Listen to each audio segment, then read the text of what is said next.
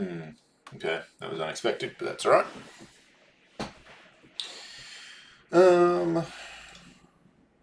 Wonder if... Yep, webcam audio seems fine. We should be able to do this. Yes, this should be fine.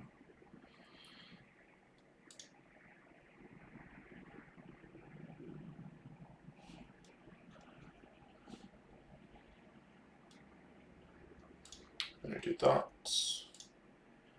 I'm going to do that. So I can do this.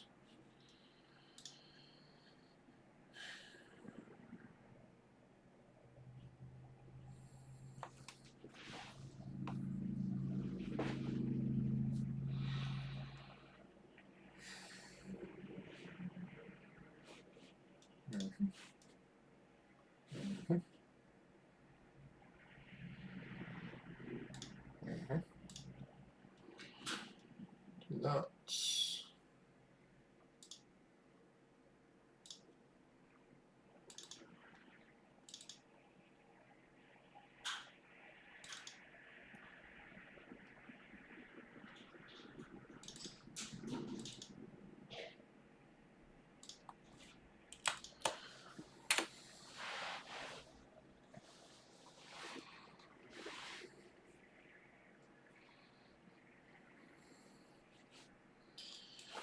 Pull this across, put it there. Let's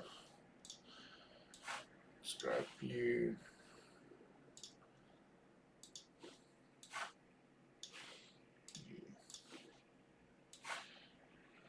Let's do that. Do that. Do this. Nope, not that. That.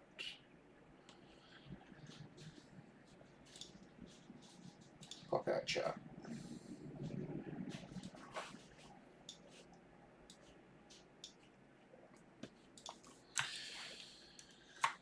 Okay.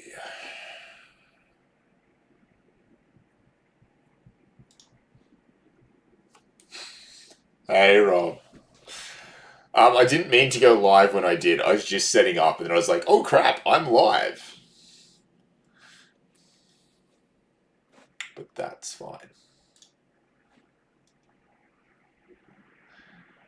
Out of curiosity, can you hear me? Because I'm trying to pick this up through my webcam, and it should be working, but you know, I may have screwed a setting up.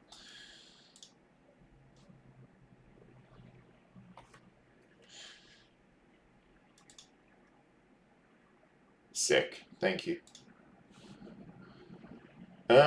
Shed link. Copy. Close.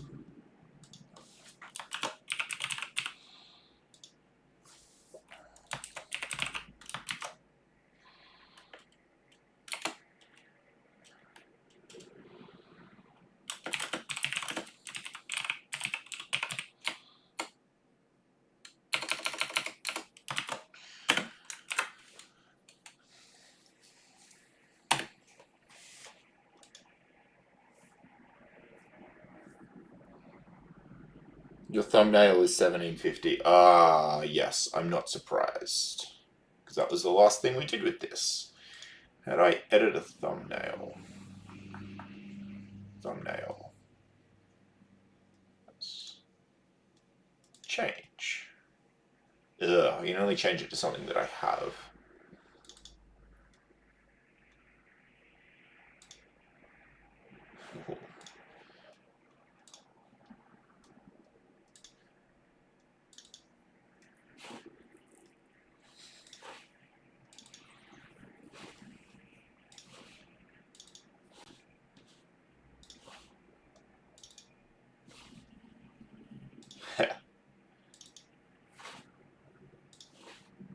Change it to that.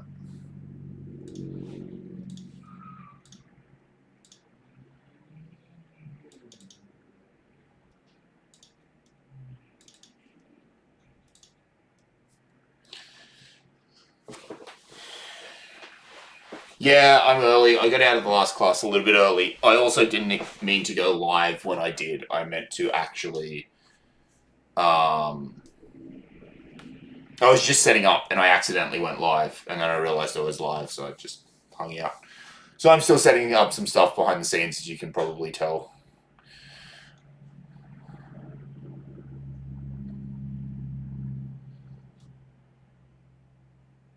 This all seems fine. I'll get rid of that.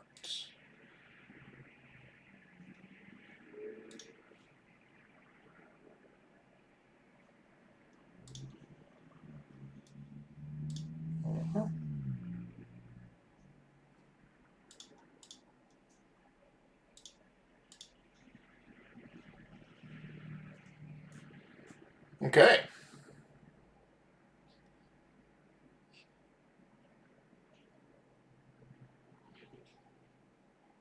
Next 1750 stream starts at 9 a.m. Look, I don't know how many other settings. I forgot just how much when Alex and I set up 1750. We had all of this stuff like super professionally done. And I have not changed it. I just was like, go live! And yeah, a whole bunch of random crap I'm now realizing that I should have changed before I started talking. Yes. Glad you like the name of the live stream.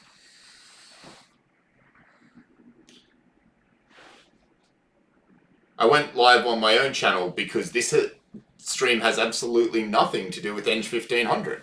I am not here as an employee of the university. I'm not paid to be here in any way, shape, or form. That was not an accident.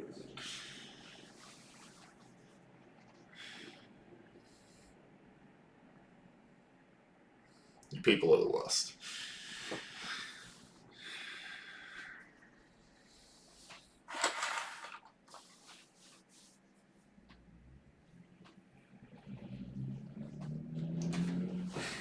Alright. So, for those of you, I've got a couple reports. I've been sent through a few. Most of what I've been sent through have been robot reports. So, I'm happy to go through them, but that's obviously going to benefit the robot students the most. If you're not a robot student and you want to send me something, please do so. I may or may not get to it. I'm going to work through these in whatever order I've already decided, but if you're from a different discipline and you've got a half-finished report, you're welcome to send it to me. I might be able to provide some more useful feedback if that happens.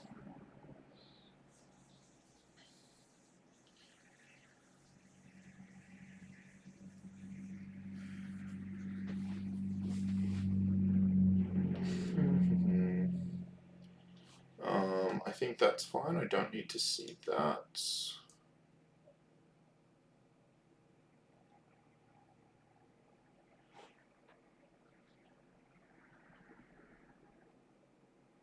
Yeah, look, they don't have to be finished. If you want to send me something that you know isn't finished, that's fine. Send it through. Maybe write a little bit of a blurb to go with it in the message or the email or whatever, just saying, you know, these are the sections that I know are not finished, or I know I haven't done this yet, or I know da-da-da, or these are the sections I do think I have finished, and I might be able to provide some tailored feedback onto specific sections. I don't know, we'll see how we go. This obviously isn't going to be particularly structured, this is just going to be me answering questions and whatnot. Sure, a mech one would be great. Obviously, the proviso goes with this. If you send it to me, only send me something that you're happy for me to put on a public stream, that you're happy for other people to be able to see and potentially members of the community. Please don't send me anything if you don't agree to these terms. Yeah, standard disclaimer stuff.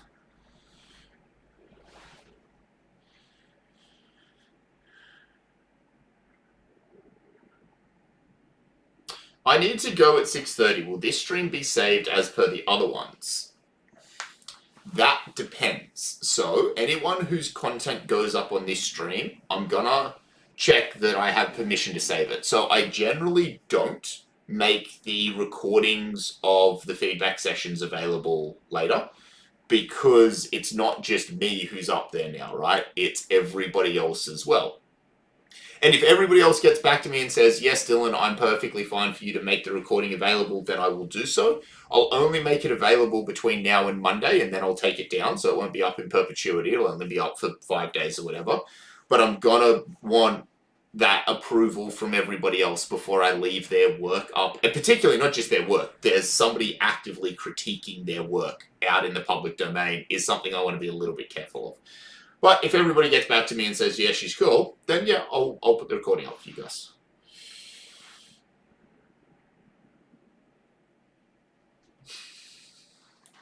About the Turbo donation, it's $96.50. Yes, but you can claim through a reimbursement. Technically, if you claim any part of it through reimbursement, then I own the entire Turbo, but the university does.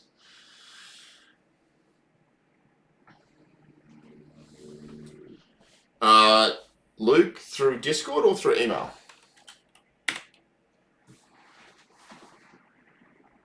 I don't have it yet. It might still be in the ether.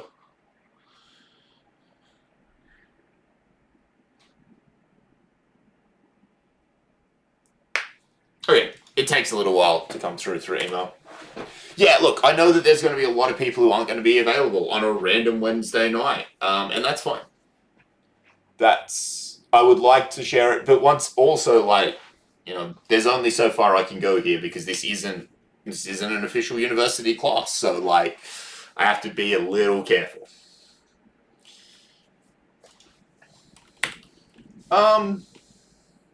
Maybe flick it to me on Discord, because I still don't have it.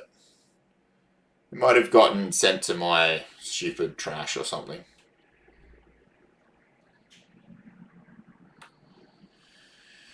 You people are the worst. I'm a Queenslander, by the way. That's why I keep saying you people are the worst. Blues supporters, that is.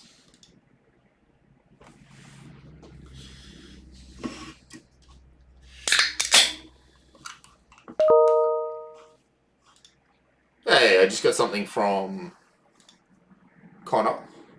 Ah, sweet. Thank you, Connor. I appreciate it. I know what that is. And I got that. I've got it from you, Luke, now. Thank you. It come through on Discord faster than email, which is, in a surprise to absolutely nobody, it came through on Discord faster than on email.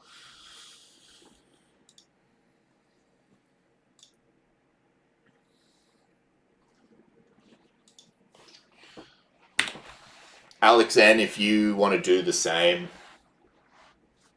chuck it to me on Discord. I might get it.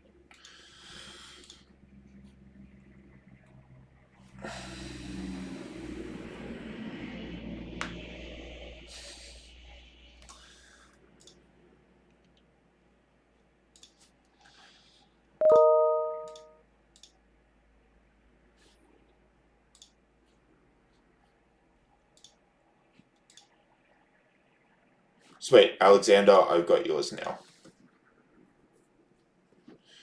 Appreciate it. Cool. First draft, sick. That'll be nice and easy to find. Shown folder. Awesome.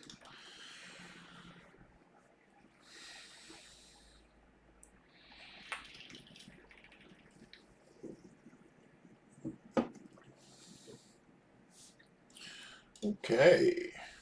So, at 5:30, I'm going to talk through a little bit about why we were forced to change the date and stuff like that. Not for very long. I just want to mention so people understand.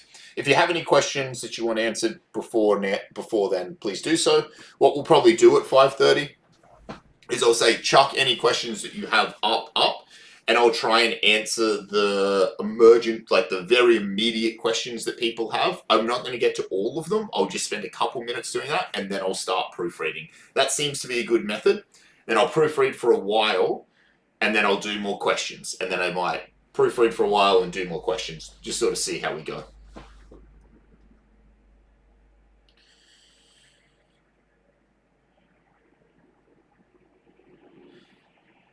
Is there a limit to how much background information we can take from our Assignment 2 report? No. So you assume that the reader has not seen your assessment 2 in any way, and that will be the case because it'll be a completely different person marking it. So the reader will not have seen your assessment 2. And that's fine. So you can steal as much as you like. Now, what I have to say every time I say that is I'm giving you express permission to do that. There is a thing called self-plagiarism at the university, and normally you can't get grades for the same thing twice. So you, by default at university, are not allowed to steal something from one of your assignments and resubmit it in another. In this particular case, I'm giving you express permission to do so. It's pretty common for people to give express permission for you to do so in courses that have assessments that build upon one another. Just don't think it's always free. But yes, you can take as much of your assessment 2 as you like. That's kind of my reward to you for doing a good job of assessment 2. How long will this stream be? No idea. I'm just gonna talk shit at the screen for a while, and if people start leaving, then I'll stop.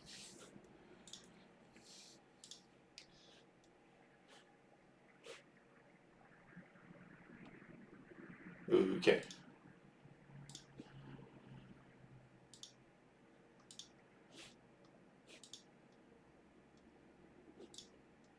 Don't know what that is. Are captions supposed to be the same size as body text? Yes, they are. Which doesn't always make them super distinct from body text, but that's fine. I'm getting sick of having captions that are too small to read, so just make them the same as body text.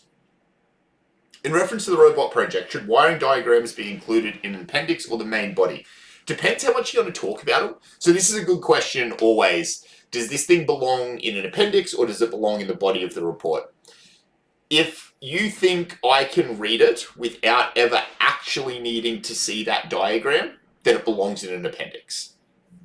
So, but if you want to be like, yeah, these things were wired up in this very specific way, which allowed us to do these things because of this connection here and that connection there and da-da-da-da, then that probably should go in the body. So it's going to kind of depend on how much you want to directly refer to it. You can, and it's quite common to put in a simplified version of something in the body of the report and then say, a full wiring diagram, which might be 5 or 6 pages long, is included in the appendix. That's maybe in a bigger project than yours, but you can kind of see how that could work.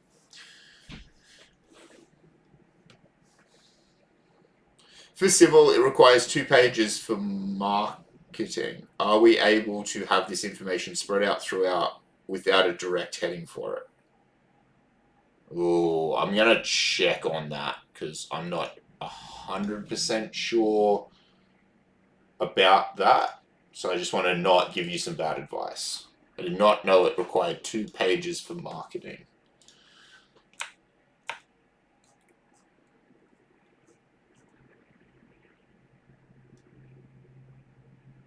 Oh, marketability of your product. Okay. You can spread it out. I would try and take the things that you're spreading it out amongst and maybe combine them into this as a discussion, because it's going to be slightly easier for the market if you stick to any of these structures as given. So, all right. I understand there's some questions I haven't quite gotten to. I'll come back to them later. There's a few things. Given it is 5:30, I did expect to have more people, given how many people, for example, reacted to the post. Like, we have less people in the stream right now than voted for the stream, so I don't super duper understand. But oh well. We will press on. So. How do I want to start this? This is not an official stream. This is not a University of Newcastle approved thing. I am doing this personally for you guys. Why am I doing it like this? So tomorrow there is a university's, the union of which I am a part is taking an industrial action, a strike. They call this anything like this where the union does something, an industrial action. the reason why we're doing this is the conditions for employees at the university have been slipping, and that's bad for me. But what's much, much worse for me is that then meant the teaching conditions have slipped. This is, without doubt, the worst delivery of Eng 1500 I've done in years, because I did not have the resources to do a better job of it. And I don't think that's okay. And so, I'll take part in anything that I can possibly do to help make sure the learning conditions at university is as good as they can be. The staff conditions equal the staff working conditions equal the student learning conditions. I'm 100% a believer in that. So we're trying to do our absolute best, and not all staff members are. I acknowledge that fact that I am, and I know a bunch of the other staff members like Michael and Steve and stuff when he was here were doing their absolute best, doing so much unpaid overtime, working above and beyond, and more importantly than that, the tutors. The casual workers work really, really hard, and they're great. So many of your tutors are amazing, your workshop leaders, your whatever, and they're not getting treated particularly well by the university. And they don't always have the option of doing things like a strike and whatever because they're casual employees, so they can't easily do that. So to some extent, we're doing some of this industrial action on their behalf. Now, the thing is, if it doesn't hurt students, the strike is meaningless. So I don't get paid for tomorrow. And so the university is very happy for its staff to strike, as long as it doesn't affect their business in any way, shape, or form. Which, if it doesn't affect student outcomes, it doesn't affect their business. So it has to have some impact on students. And this is then a horrible thing for us to do. We desperately care about our students, so striking is a really difficult thing for us to decide to do. But we're not making progress, and we know it's going to be worse for students if we don't. So the happy middle ground that I've tried to do is find some of my own personal time to help you guys, because I don't want you to suffer, but at the same time acknowledging the fact that this is something that many of your academics do this, whether there's a strike on or not, take their own personal time out to help you in spite of the university, not because of it. So these are all my own personal opinions. This is in no way, shape or form related to me as me teaching you as your lecturer here. I'm not your lecturer in this case. I'm just a guy on YouTube talking to you. Okay, so I'm going to kind of shut up about that now, because I know you're not here to be lectured at me, preached at me about any of this stuff. I just wanted to take an opportunity to explain some of those things. Thank you for joining me on a day that's not your normal workshop day, your normal lecture day. I'm here to do my best to answer your questions. So if anybody has any questions, please chuck them up in the chat now. I'll try and answer a bunch of them rapid fire, and then we'll start this proofreading process. All right, I'll try and find where I was up to. Just confirming 2-column format. If so, should the abstract be in 2-column format? None of it should ever be in 2-column format. No 2-column format for any reason, unless there's something very specific in your brief that tells you to, which I don't think it does. That would be strictly forbidden. For the robotics report, when referencing components, should they be explained in detail? IR sensors emit infrared radiation, or would the audience know what they are? Did you know what they were at the start? Considering the amount of people who we had discussions about whether you turn the lights off or not and whether it would affect the sensors, and most of them said yes, and I was like, you are aware that it makes its own infrared radiation, right? And they went, what? Maybe it's worth explaining. But I don't think it's worth explaining much more than a sentence on most of them. Stupid question. I don't have to reference my dad a bunch because I used him to research the market.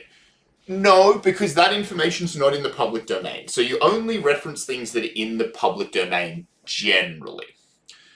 The point of a reference is, here's a fact that you might dispute. Don't fight me, go and fight the person who said it originally. I can't go and find your dad and grill him on what he said, so we generally wouldn't reference that. That being said, occasionally we do learn particular information from experts in the field, and they are often referenced as a private communication is the term, although it's extremely rare to do this. What I would do in that environment is simply put him in my acknowledgement section and say, great thanks to this person, they contributed their expertise into this area, da, da, da, da, da. And you can put that into an acknowledgement.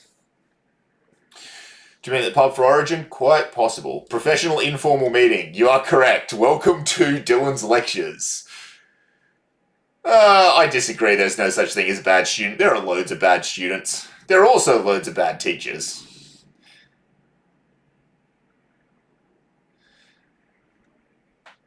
Are there any additional things that we can do as students to help the cause union?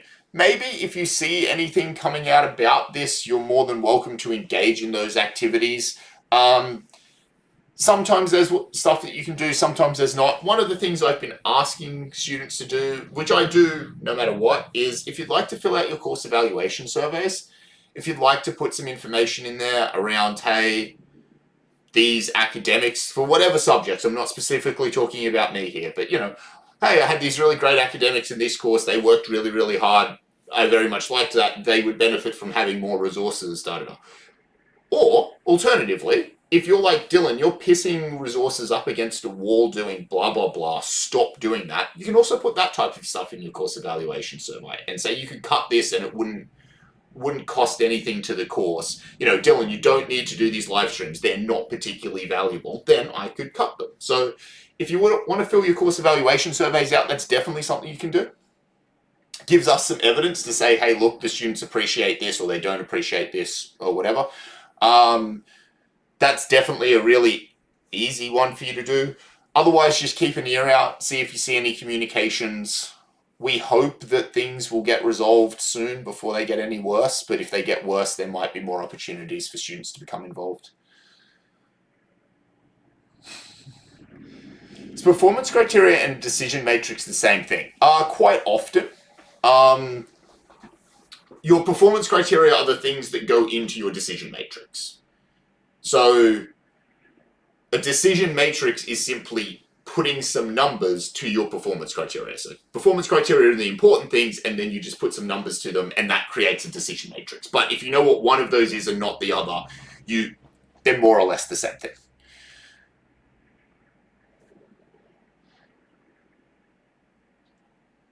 If you complain about the strike to management, you will make us less successful. No, don't put yourselves in the firing line for this, but fill your course evaluation surveys out and things like that. By all means, keep an eye open for anything that, any other communications that come out from the union, or the student hubs might organise something that you might be able to be a part of in that environment. Does the list of figures need a title? No, it does not. So your list of tables and your list of figures, well, kind of. Yes, they should get the title list of tables and list of figures. I've got one open here. I'm going to share my screen then, because I think we can probably start. Does this have it? Sweet. All right, let me just make sure all of my scenes are doing what I want. Here we go. How about I do this for you guys, because I know you hate when the screen doesn't line up with the camera. Yeah, move this over a little bit. No, I can't get it. There you go. All right. Are you talking about this? So this person doesn't have their list of figures in yet. They haven't done it, but it should be labeled list of figures up the top.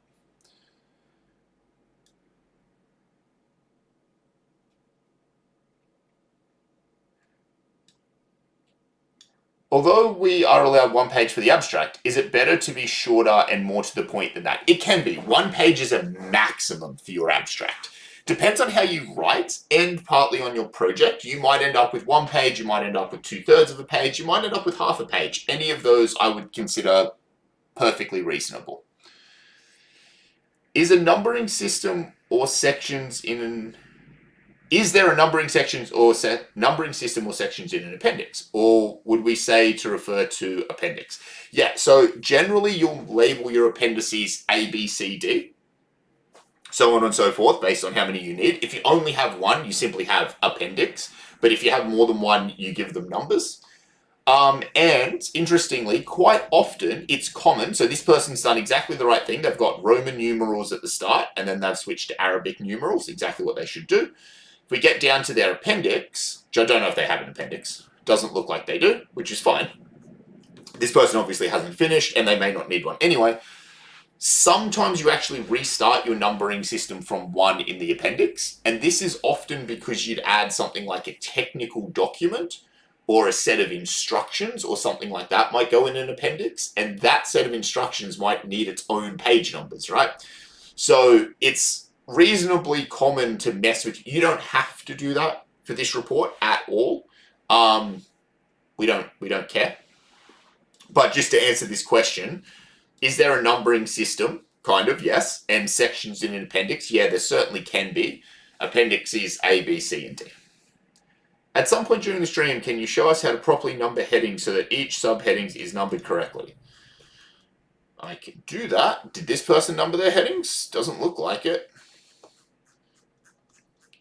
Alright, so this person has done a really good job of creating styles. They have introduction is in heading 1.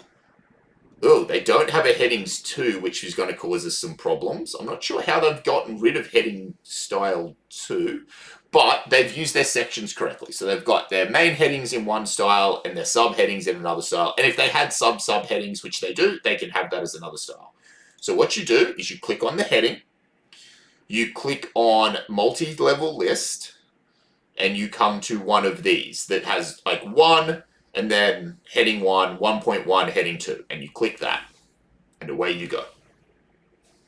So this is a bit gross in that this should be a second level heading here, but they've somehow gotten rid of heading 2, and so it's a third tier heading, so it's 13.1.1. But if we could get the correct second tier heading back, this would be fine. Actually, do I have 2 open? Am I on 2? I'm on 2. Where's 1? Here we go. Let's do that again. This person has also done this. I checked this earlier today. Heading 1, heading 2. I can't see you guys. I can see you now. Heading 1, heading 2. So I'm just going to click on heading 1. I'm going to click on multi-level list. Go to one of the ones that have headings. Section 2, section 2.1, section 2.1.1. So this will do it all automatically, provided you've used your styles correctly. The problem is that this shouldn't be section 2. It should be section 1. So if we scroll up, they've got their abstract. It's in here as a placeholder. We don't want the abstract to be section 1. We want section 1 to be the introduction. That's fine. It's super easy to fix. You come up to this one. By the way, just in case this breaks your brain, we started by clicking on multi-level list, but now it's decided that it's just a normal list, numbered list, but whatever, it's fine. Just word things. Click on that. Change list level, set numbering value. Start from 1, okay. And there you go. You should be good. Good question. Very easy to do once you know how to do it. Very hard to do if you don't know how to do it. With acknowledgements, when referring to research done by a teammate, do we try our best to reference the original content or do we put something special for them? You do both here. So you should reference the original content. If another person went and read a bunch of articles and said, hey, here is a summary of that, totally acknowledge that person. In your acknowledgement section, the background research on blah, blah, blah was done by this person and the author greatly acknowledges them, but you still reference the original source because the summary that you got is not a published document, so you don't want to be referencing that. You can acknowledge it, but the references should trace back to the original source wherever possible. Even if that person did publish it, the correct thing is to always trace the references back to the original source where possible. How should subheadings be formatted? However you want. A lot of people have gone for 12-point italicized. I'm very happy with that. I think 12-point bold is probably okay. Some people, I don't know. I don't like 12-point bold as much. I don't like 12-point underline as much either. I think I just like 12-point italics, to be honest. But there isn't a strict set for it. So if you really have a preference one way or the other, do as you will. Just make sure that they're obvious. Some people might actually go for nothing. and they might be just happy with this layout, and that's totally fine. I don't have a problem with that necessarily either. Should we acknowledge our group members and the tutors? Only if you need to.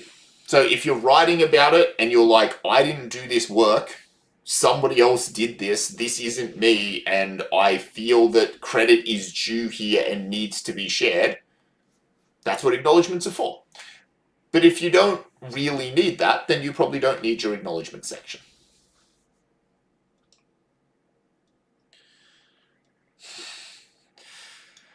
Yeah, I'm sorry if you guys noticed that I was overworked. I know you guys don't always get the best version of me that you could get. I'm not meant to be in any of your workshops, realistically. The workload model assumes that I give 2 hours of lecture a week and I meet with my tutors occasionally. It doesn't assume I ever set foot in a workshop. So, you know, if they're the types of things that you appreciate from any of your academics setting foot in workshops or tutorials or classes or whatever to help you guys out, they're probably doing that unpaid. So if that's the type of stuff that you guys appreciate, chuck it in your SFC so that we know that we're doing CESs, so that we know we're doing the right thing. And if you don't appreciate it, if you go, Dylan's a fucking waste of time in the room, great, I can save the hours from going in. Sweet, if I get some time to look at your report, pass, I will. Meg, I have some subsections that is ending. I have a subsection that is ending, but the subsection hasn't ended. Would a double enter be enough to show that? Like, I want to talk more about the same subsection without making another. Yeah, possibly. This can be a little bit tricky. It's often, let's see. Okay, so I'm going to zoom out a little bit. This can be difficult, right? It's generally not done to have only a single subsection.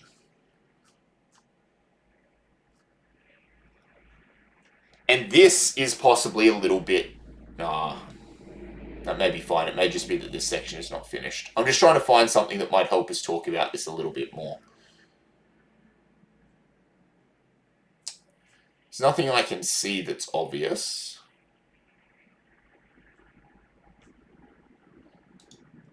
What you might be able to do, Meg, in this scenario, so this can happen sometimes. You start talking like about your introduction, and then you go into some subsections, and then you kind of want to come back out. Maybe that's an implication that the way you've ordered these things is incorrect, and maybe you can look at your ordering. Not always, but sometimes. It's always worth that. Hold on, is this just a result of me putting stuff in the wrong order?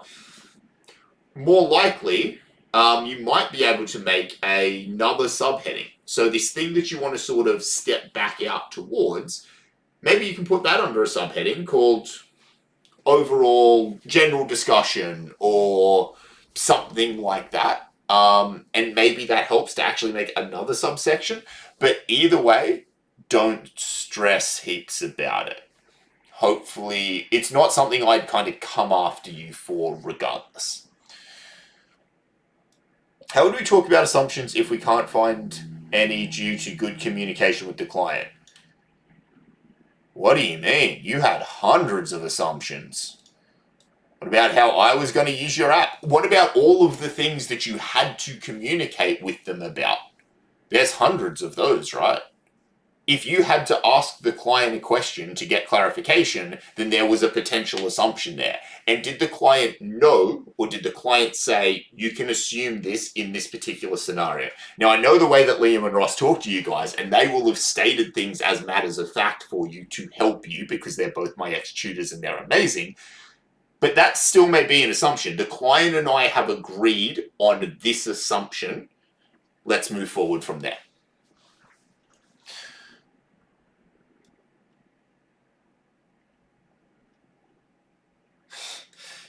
Yep, I acknowledge that, Jordy.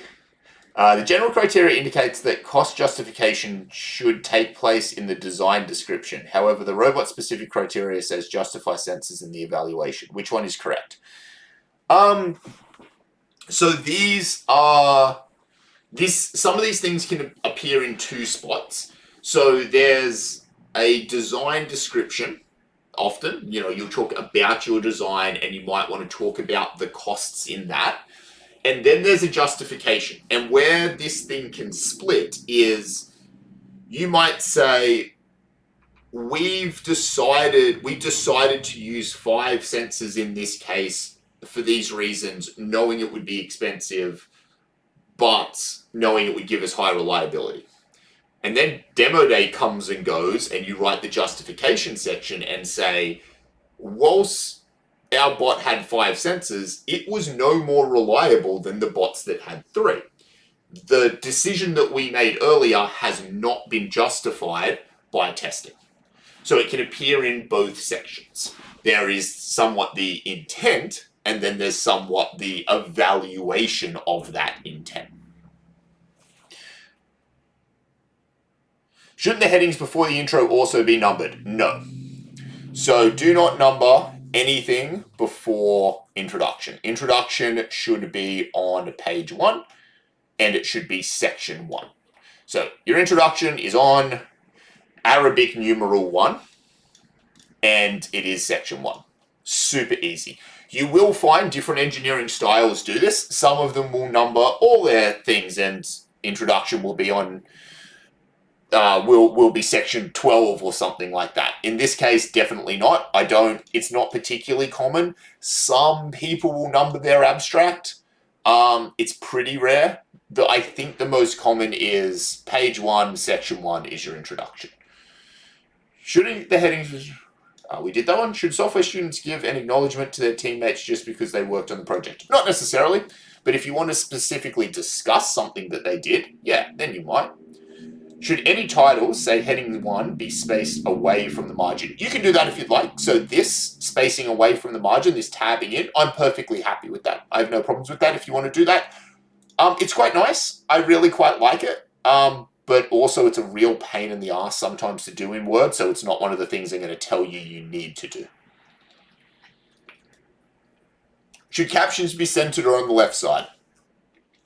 In a figure like this, that's this big and in the middle, I think the centered caption works quite nicely. Sometimes for bigger figures or things, sometimes the left aligned captions work a little bit better. I'm trying to see if there's any other figures we can have a look at. See this table caption? I really like it left aligned. I don't think I would like this table caption to be centered. Whereas I definitely think I liked this figure caption being centered. So I'm not going to come down with a hard and fast rule here. I'm just going to say whatever you do it consistently throughout your document. Okay? So if this person centers figures captions, then I expect them to center all figure captions. I don't like that this appears to be a centered caption and this appears to be a left aligned caption. Pick a lane, stay in it. Quite a few dot points that contain multiple sentences. The formatting rules say that all dot points should be single space, but it feels like cheating in the double space rules.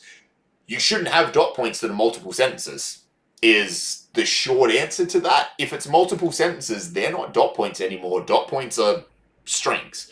In general, the correct way to use dot points is to actually, if you've written something out and you had a single sentence that was a really long list and it was really shitty to look at as a list, you actually turn that list into a series of dot points. So multiple sentence dot points are generally a bad idea. Now, that is generally. Sometimes that rule does not apply, and I understand. And I fucking love dot points. Dylan loves dot points, so he uses them at all opportunities. But if you've got several multiple sentences dot points, I would say they need to be broken up more, or they should be paragraphs at that stage. Do you just not use dot points? Shit. If you do want to have these as kind of bigger sections, maybe you need some subsections or some subsections. That's not necessarily a problem. I think I've only skimmed these. It must be the other robot one. I'll show you, because I think this person might have... oh no, that's not the right one. I must need 3. Oh, sorry, 2. See this? So although their numbering needs some work, that's fine. lots of these really small sections. So you could have done these as dot points with several things to them, but this person's gone and broken them up and given them their own little section, and it's these little self-contained things, and they're kind of nice. I kind of like them. So you could do something more similar to this. And then occasionally they've got one that's a little bit longer, and that's fine. If you had these at dot points and then you had one of them that sort of blew out and ended up being a bit longer, you'd be like, oh, this is really ugly and hard. But in this case, it seems to work pretty well. They've thrown some equations into some of them where they were relevant. This is not exactly the correct way to format that, and I'll come back to it. But that could be a good answer to your question. For software, should we say who the client is? Yes, 100%. Should a scope be its own short section or contained within a larger problem statement section? It can be either. I would recommend you guys spend a fair bit of time making sure you've written a very good, clear scope, because lots of people lose marks in it for leaving shit out. So if you've written a half-assed scope somewhere and went, oh yeah, but the rest of this information is distributed through this section, it's likely to be missed and you're likely to lose marks. So although a scope could be distributed, I would strongly encourage you to be very discreet and deliberate with it, because it's a thing that's done very badly by students in general.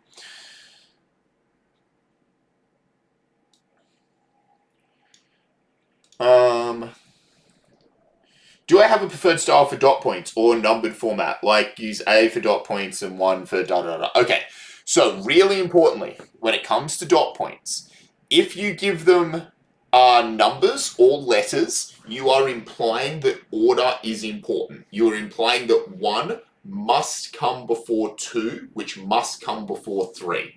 If you do multi-level listing, you're saying that 1 and then all parts of 1 must come before 2 and all parts of 2. If you do not plan on telling your audience that, then you do not use numbers or letters. Okay? So this implies to me that each of these dot points are equally weighted. No one is more important than the other, and it doesn't matter what order I read or do these in. But as soon as you number them, you imply that. So numbered lists imply orders, dot points do not.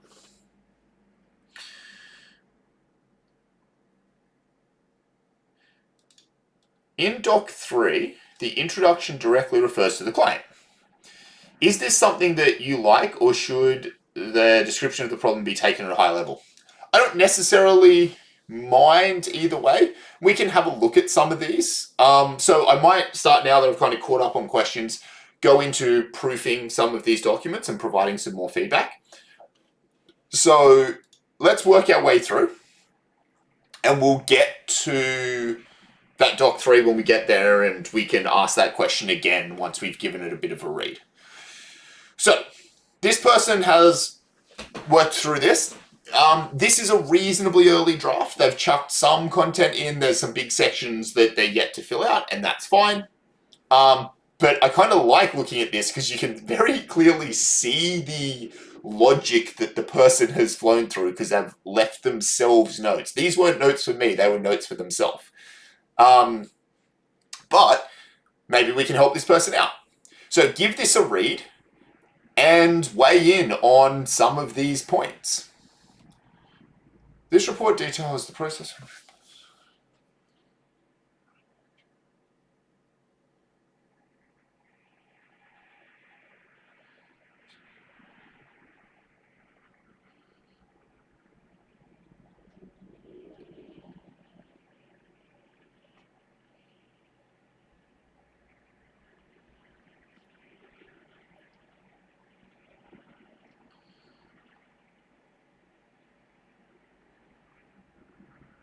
Okay, cool. I don't hate this as an abstract. It's pretty good. It's better than most abstracts I've probably read. I like that it's quite terse in its writing. It's very to the point, as an abstract should be. This is a good high-level overview. There is then they go into some of the details. I don't like this, for instance. Just that wording I don't like. Maybe specifically, the height of the tower must not be below da da da da da. But that's a personal opinion. I don't really like that. But that's a tiny little wording change. The concept of highlighting the maximum things, I would probably also bring into here some more numbers. So I would bring in the 85 Newton wind load, and I'd bring in the sizes of the tanks, the 50 litre and the 200 litre tanks, up into this point. And then it can become these were the things it had to do. You could also possibly bring in the fact that it needed to be disassembled and put in a box. But only in another 1 or 2 sentences. Keep it short, keep it terse. I like this. I don't mind this. Strand 7 was used to do these things. The problem is there are no answers in this. This is like, we did analysis. I'm like, all right, what the fuck did your analysis tell you? Why was this valuable? And if it didn't tell you anything, maybe it doesn't belong in your abstract. It probably does. You probably just actually need to put some answers in here. I don't like the students had to consider wording here. I think it would be better to say the design solution was measured according to these particular things, and it would be also nice to know what your answers to that were. The solution presented had a strong design life and good aesthetics. However, it was very difficult to assemble and cost was very high. Better yet, it had a design life of this many years. It cost this many dollars and took this long to assemble. These things were positives or negatives about it. So in here, you're kind of telling me, you're not telling me the answers. You're setting up the questions, but the purpose of an abstract is to tell me the answers. Which you do down here, right? Team 1's final design successfully sustained 200 litre water tank whilst 100 Newton wind load was applied. Great. More of this.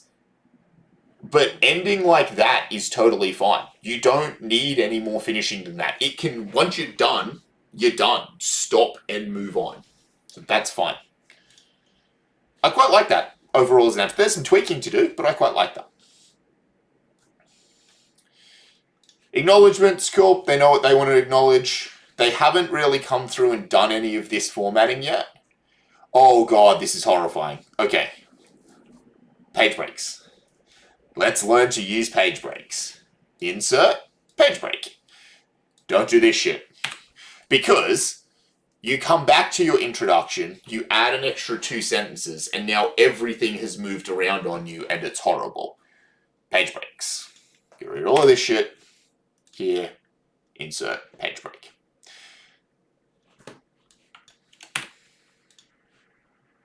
Page break. Oh.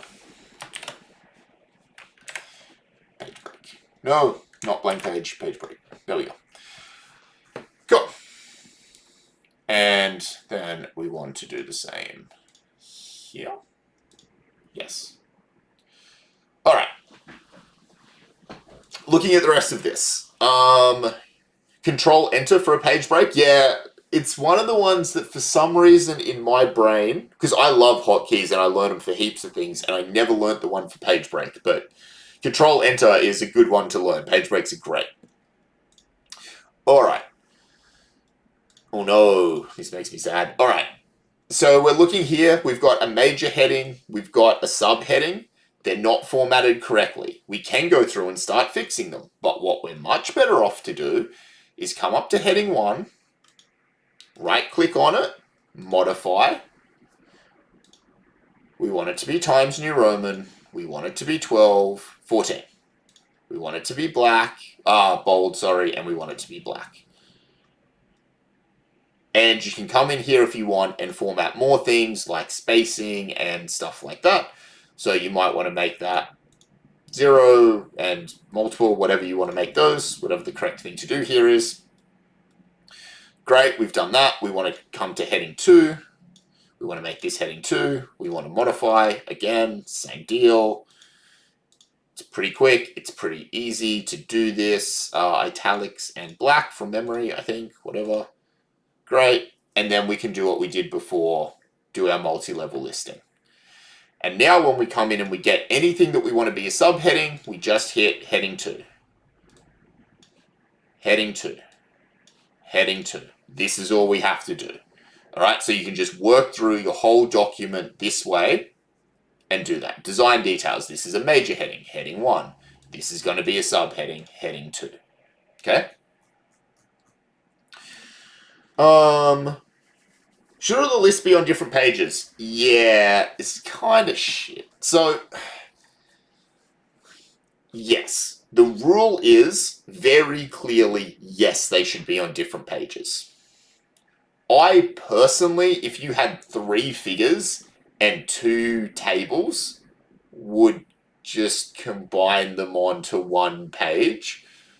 Generally in reports you don't though. You'll have lots and lots and lots of figures, and you'll have quite a few tables, so it's very common to give them their own pages. It's really painful to drop to a whole new page, list of tables, 2 tables, and that's it. I think my PhD thesis had 3 tables in the entire thing, and it got its own whole page. So technically the correct thing to do is give it its own page. I wouldn't take marks off you if you combined them, but technically the right thing is to give it its own page. I was more meaning like style of them. Okay, we're referring to dot points again here. I don't really mind. I would like you guys to be aware that dot points can have multiple different styles, and some are more appropriate than others in different circumstances, but beyond that, I don't really care.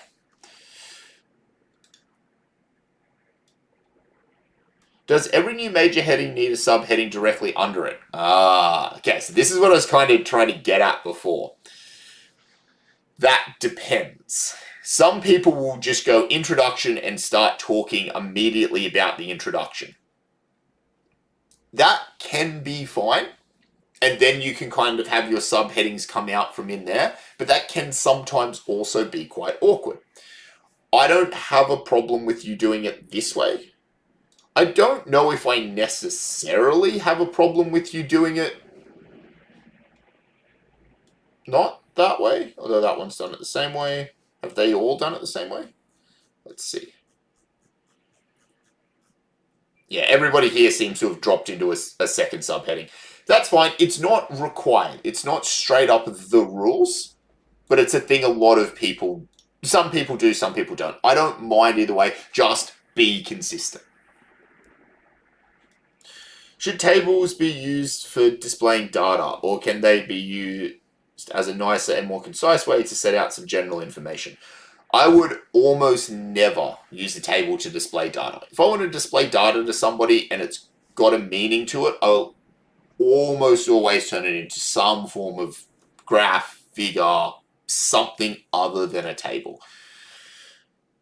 Let's see if there's any tables we can talk about. Okay. How has this been? This is a strange way of making some tables.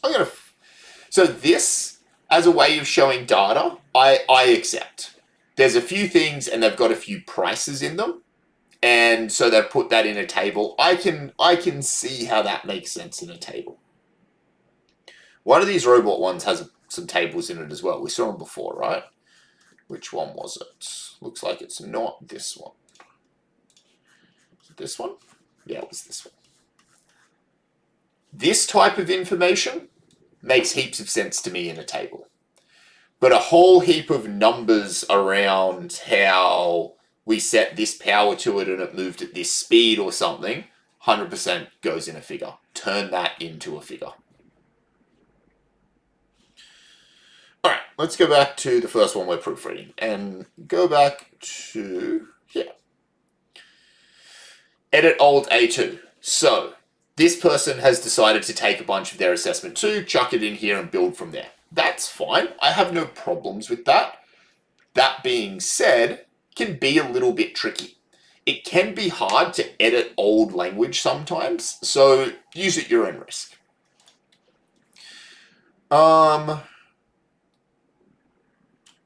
So things like some units here, you need a space between your units, your numbers and your units, because this is an abbreviation of the word litres, and this is an abbreviation of spelling out 50, and you wouldn't write 50 litres without a space, so you don't write 50L without a space.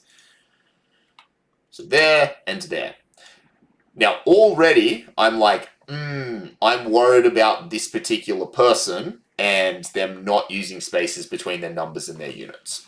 So what I would do if I was this person, Control F. Find me every time I've used 50 anywhere in my report, because this is going to be me using a particular unit. That's fine. Well, this is not fine. 500 square meters or less. We're either spelling words out in their entirety or we're not. And if we're not, then we're not. Okay?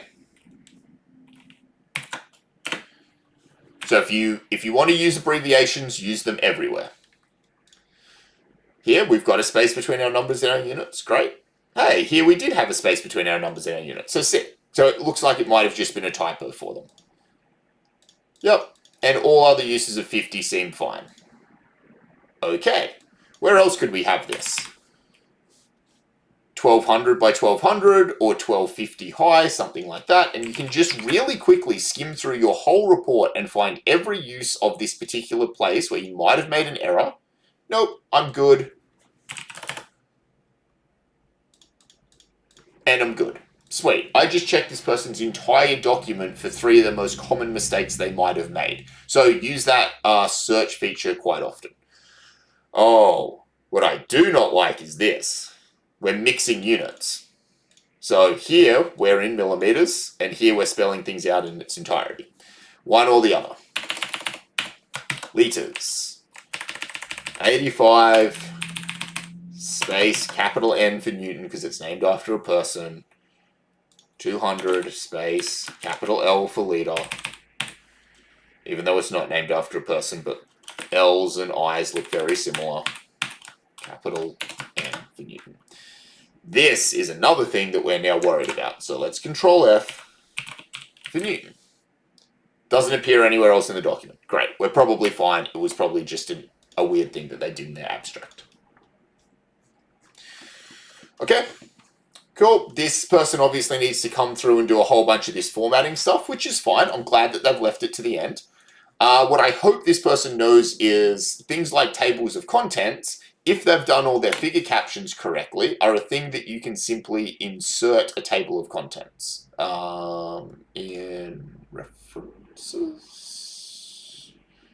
Table of contents. Give me a table of contents. Bam. There you go. So provided you've done all of your figure captioning correctly, this becomes your headings correctly. Table of contents just become a default. You can also put in your table of figures or list of figures and list of tables as well.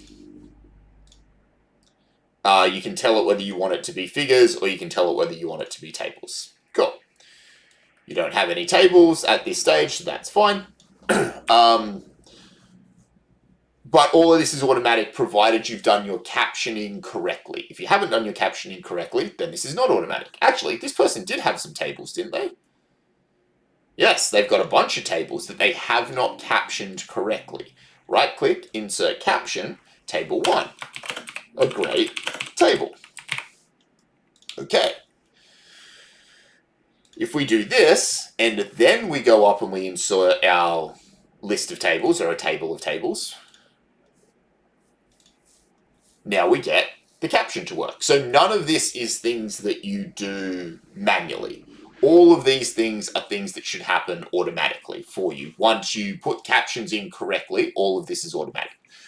We realize that the default word caption here is bad. This is the wrong font, the wrong size, the wrong whatever. That's fine. You come into your style for caption, you right click, you modify, you make it be Times New Roman, you make it be 12 point, you make it be black. Okay. And now it's correctly formatted as well. Okay. Cool. So that's fine, that's fine. We know that's all automatic now.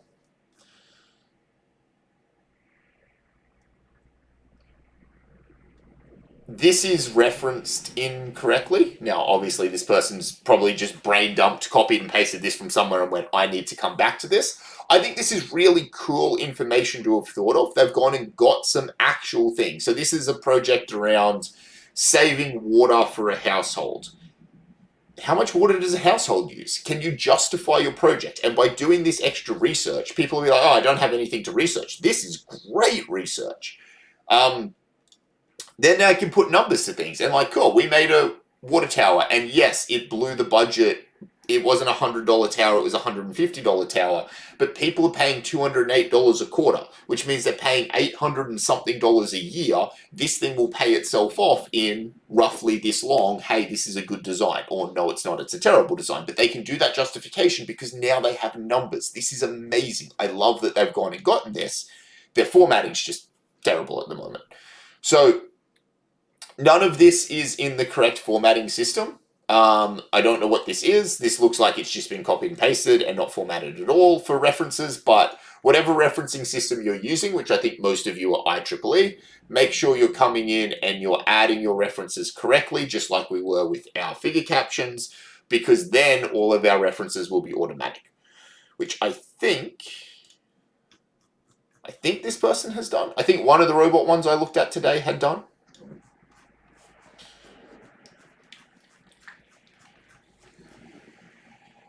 Oh yeah, look at that. Beautiful. Proper IEEE referencing. Come down to the bottom. Here's their reference list, fully automatically generated. This is the dream. This is the absolute dream. This is beautiful. This I really like from a layout perspective. So this person's come through. They put themselves a planning page in, which I think is really cool. So they were just sort of jotting down, they were obviously sorting their brain patterns out here and being like, what do I need to remember to put in? So they made themselves a burner page of shit to not forget. They've got their Roman numerals in. They've got an abstract. They know it's not done yet, but they've acknowledged that it needs to go in, acknowledged all these things need to go in. This is great. I don't like that these are centered, personally. I would modify the style and make them left aligned, but that's going to take this person like 2 seconds. They've put references in, which is great. They've structured this out with their subsections and all of that, which is great. I do and don't like these figure captions. So, okay, I hate the fact that that meters is apparent outside of the equations, but anyway. Oh, I think they're trying to make it non-italicized. Anyway. Okay, what I dislike about this, I love that the person has gone in and inserted equations. That's great, that's wonderful. But what you don't do is have this I'm pretty sure is 3 columns. Yeah, cool. So this is a table with 3 columns in it, which is fine. Because it helps you center your figures and you can then right align your equation numbers, which is really cool. But you only named one of your equations, although I'm guessing this is the same equation just rewritten. So that's fine. What I don't like is these things here on the left. Get rid of this, put them in a sentence below. D is distance to the object, V is velocity of sound, and T is time in seconds. Just put that just write that out as a sentence below the equation. Also, technically, it's part of the sentence, so you actually don't end your sentence there, although that's such a nuance. But overall, I really like this. This is wonderful. Just move that to the side. I hate this. Learn how to insert a degree symbol. So there's a few ways to insert a degree symbol. Alt 0176, let go, puts a degree symbol in. The other one is hold Control, Shift, press 2, and then let go of everything, then hit spacebar. Nope, apparently that doesn't work. Huh. Nope, don't know. Apparently, I don't remember how to do the one that I used through my entire thesis. But anyway, Alt 248, you reckon also does it? Hey, it does too. Very good. Or just go up to insert symbol and get yourself a degree symbol and put it in. That's not a degree symbol, but go and find yourself a degree symbol and put it in. All of these things are options, but use degrees. I'm going to Control Z, whatever the hell I did to this poor person's report. There we go. What is it? Alt 248. Hey, it does work. Now, the question as to whether it's 180 space degrees or it's just 180 degrees, there is an answer to this. When it's degrees Celsius, it's a space. When it's degrees angle, it's not. I'm pretty sure is the rule. I don't care. I think it looks dumb with a space in all situations, but I'm pretty sure the correct answer is degrees Celsius is a space, degrees angle is not.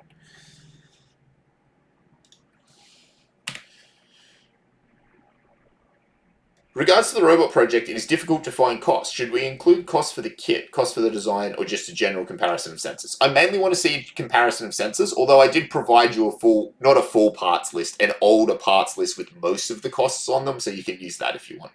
Do we need a table of equations? No, you don't. If you're going to do a lot of referring to equation this and equation that, sometimes you would put one in. If you think it's really helpful for the reader to have one, by all means put one in, but you don't need one. I think you mentioned this already, but does the introduction need to start as heading 1? Yes, I would make the first heading in my report be my introduction. Ah, thanks. Abstract, table of contents, etc. be a different style. Yeah, I would just leave them unnumbered. So I don't necessarily think that the abstract needs a number. I did mean to talk about this actually. What you could do as a hack, and I acknowledge this is a hack, but you can just make a different style that just modify another style, modify something else, make it look like a heading, make it formatted the same way, and use this other style instead when you want to put in things that look like headings but you don't want Word to automatically number them. But also, I'm not going to lose heaps of sleep over it either way.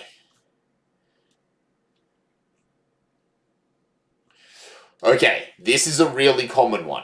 Error reference source not found. Every single one of you needs to, before you submit your document, go File, Print,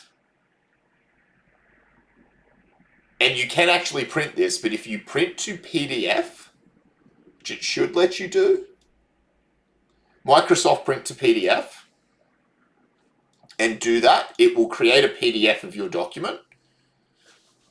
Whatever. I thought it would automatically open it. Okay, I have no idea where I saved that, but whatever. And you may find a whole bunch of these error reference source not found. What this is an inbuilt reference like this one, where you've deleted some part of its metadata, but you haven't deleted the cross-reference to it. And it's gone, I have a pointer here and I don't know what the fuck it's supposed to be pointing to. This could be a reference, it could be a figure caption or a table caption or a whole bunch of other things. Often what it is you've come in to delete this and you've deleted that, but you haven't actually deleted. There's still a thing that you can't see here that you haven't deleted, which is part of the reference. So that is a really common thing to have happen, and then it leads to these error reference source not found. You just need to do a little bit more aggressive deleting, and then you should be fine. But print to PDF, because Word won't always show them, and then when you print to PDF, they'll all magically appear. So make sure you do that. And then just Control F and search for error exclamation mark and find all of them. Absolutely everybody should do that. Image of the track. This is okay apart from the fact that it's size 10 font instead of size 12 font. Yeah, 12. I want to see a gross little size 10. This is called a fragment, so this is not a full sentence. That's fine. There's nothing that says your figure captions need to be full sentences. They can be fragments. But if they're going to be fragments, they should probably all be fragments. So be careful that one's not... That's a fragment. That's a fragment. That's a fragment. That's a fragment. Okay. Seems fine. You're consistent with it throughout. Sometimes you will see that, and then you will see somebody with like 3 lines of text in another figure caption, and it looks really shitty. So one or the other. Either they're fragments or they're full explanations, but one or the other. But that's fine. Consider, hey, there's another error reference not found. So we've got a few of those. So let's just Control F and see how many there are in the whole document. one there, and one there. So they had 3 of them total in their document. Okay, they can go and fix those 3 things now because they know where all of them are. Consider whether this is informative enough. The person marking your document is going to be skim reading it. They're going to have in the order of 15 minutes per person to mark a document. That's how much funding I've been given to pay these people. That's it. That's all you're getting. So, how are they going to mark it? They're going to skim read. So, a really quick, easy way of picking up what's going on in a document is to flick through these things, be like, yep, I see what they're talking about. I see some of their captions. Yeah, cool. They're talking about Raspberry Pis. They're talking about their motors. They're talking about their sensors. Yes, sure, I get that. Hey, they put some maths in. That's pretty awesome. Project brief. Yep. Where the fuck's their scope? I don't see a scope. I don't see a scope. Okay, no marks for scope. Probably not many marks for models and assumptions because that's a bit shit. Moving on. Literally, I'm moving on. Design. Initial design of robot. Okay, it's a nice figure. It shows me the initial bot. I love this. This is a really quick way of me understanding, hey, they had a plan to do this on one of their runs and then this on another one of their runs. This is wonderful. I love this figure. Why is it just called initial paths though? Is it potentially worth having a few more words in that figure caption? I know that they may be up here, and it may not be worth it, but that's a thing for you to consider. Bunch of pseudocode. I have no problems with your pseudocode being single-spaced, so you can modify this if you would like to make it single, or maybe 1.15 is generally a nice spacing for human beings to look at. It's pretty nice. Maybe a little bit more spaced out. I don't know. But you can make it less than double if you would like to make it less than double. However, listing 1, monospace font in a box, that's beautiful. That is the perfect way of doing listings. This is definitely a good way of doing pseudocode. That's wonderful. Well done. And I can follow that in seconds, which is great. Lots of images, highlighting things in the images, which is really nice. I don't know if I would have gone with an orange circle in this case. I don't know if there's a better color when you've got kind of a brownish background. Maybe there's a better circle color than orange, but that's fine. It's a wonderful image that shows me exactly what you want me to take away from it. Again there, shows me what I want. Did this need to be 2 figures, or could have it been a single multi-part figure? When this person runs out of space, because they're gonna run out of space, they're not before they hit their 20 pages, well, when they hit their 20 pages. So maybe they end up combining these into a single multi-part figure, but as they stand, they're very nice. New robot paths. I see where they're going with this now. Cool, fine. I don't like that these lines are formatted differently to the lines previously. That's a bit gross. See? They're drawn differently. I like this style more than I like the other style. But, you know, this is me nitpicking. It's great that you have both of these. I like that. Your 3 runs, short descriptions of them. Area where the robot got lost. Cool. That's nice. Maybe you can draw on this figure a little bit as well, like you drew on the other ones, if it makes sense. I don't know. I haven't read any of your text. Nice big evaluation of a solution. It would be really great if you can get this to somehow fit on this page above. If you can come in here, and I wouldn't necessarily have any problems with you considering this a subheading and modifying the spacing after to maybe fit this on a single page. If you can figure out a way to get this on a single page, that would be really nice. You might not be able to, and that's fine, but give it a go. Limitations, great. So they talked about how they went on test day. I'm hoping this is very blunt. In the first run, the robot worked as expected until the sharp turn after the converging hallway. The robot turned the corner well, but then during the line following it stopped and started making a beeping noise.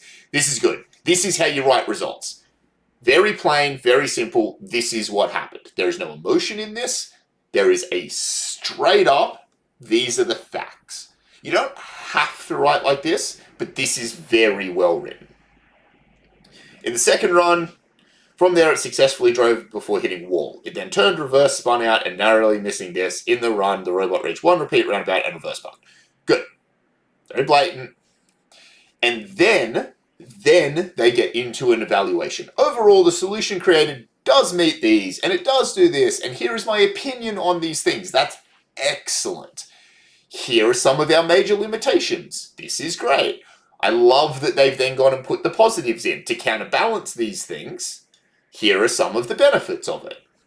Future considerations is excellent. A section that they need to do a bit more reflection and judgments on. Cool. This may belong above future considerations. I don't know. See how it feels after you finish writing it all out. But maybe this could go above this, or maybe not. It's fine. It depends on how you want to do it. And then conclusions. Cool. I absolutely love this layout. Obviously haven't read all of it, but by simply skim reading this, I can be like, I like this person. I'm positive about them. It's a good start. Make it as easy for your marker as humanly possible to gift you marks, okay? So, sorry, I'm just going back to some chat and seeing what I've missed or haven't missed. This is why I always insert citations last. Ah, okay. Yes, I agree. It can be a reason to insert citations last. I actually disagree on that. I think it's easy to insert citations as you go, acknowledging that a bunch of them will get screwed up and then you go back and fix them. But I find it really hard to not miss something that needs a citation. So let's have a look at this. Let's read some of this person's work.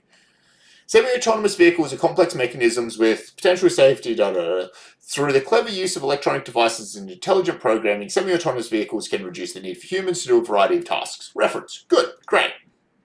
This is beneficial as robots, Additionally, it can remove the need for... Cool. More beneficial. Okay, this is referenced. That's good. This isn't referenced. Does it need to be? It might not need to be, but this can be the danger of not referencing as you go. You can miss things that need to be referenced. To be fair, this document looks very, very well referenced. But yeah, there can be a danger to leaving referencing all the way to the very end as well. There's pros and cons to both approach. I like to reference as I go, acknowledge that some of them will screw up, and just fix them when they screw up. Something that can be really helpful, when you get right to the end, I mean right to the end, and it probably doesn't matter on a document that's 20, 30 pages long, but if you're working on something that's 200 or 300 pages long, these have formatted as size 14 instead of size 12. And you can fix that. Although, when you then realize, oh crap, I should have put a referencing in about Python programming, and you go up and you add one, and then you refresh your reference list, sometimes it reverts all the formatting back to how it was before. Or sometimes you get it right and you simply save the document and it changes all your fucking formatting back. And then you've got to go and manually fix all of that shit. Or you've realized that, you know what, I don't need this gigantic website link in here and I'm going to do something else in order to reference it. Whatever. And then it reformats automatically. And whilst that's normally amazing, sometimes it's painful as shit. If you are right at the end, sometimes it can be worth copying your entire reference list, and this can go for your list of figures, list of tables, contents page, all of that type of stuff, and just pasting it back in as plain text. Fixing the formatting of this text, and just doing it manually. Because at some stage, it stops being worth having an automatic system, and I'm just going to manually brute force this shit. Only do it when you are right at the end, like you're an hour before submission. Maybe that's a good idea. It's a little trick. Okay. Where was I up to? Does the font size of text font and size in figures need to be the same as body font. It should be, yeah. So that's a really bad thing that people often do. I'll see if I can find it anywhere. I don't think this person did it. Oh, they've done a good job of it here, right? Although it's annoyingly not the right font, it is a decent size. But you should look at your font. It's very common for people to have font that's way too small to read. How do you avoid that? I'm hoping that you are making your figures in PowerPoint. And if you are, you can put font onto your figures. So I'm gonna copy this. I'm gonna go to PowerPoint. Come over here, PowerPoint. Yeah, let me get you. Oh, god damn it. Don't be that way.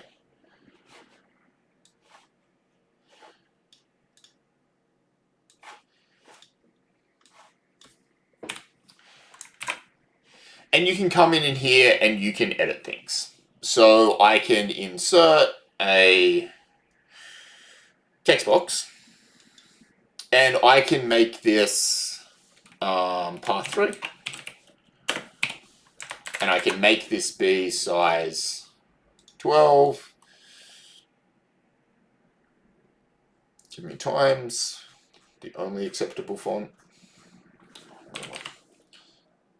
Yes, Times New Roman. Cool.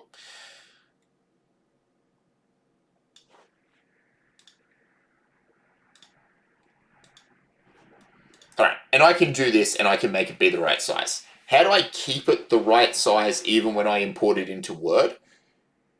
If you snip this as it is, it might work, but you can actually file save as, and you can save this slide as an image.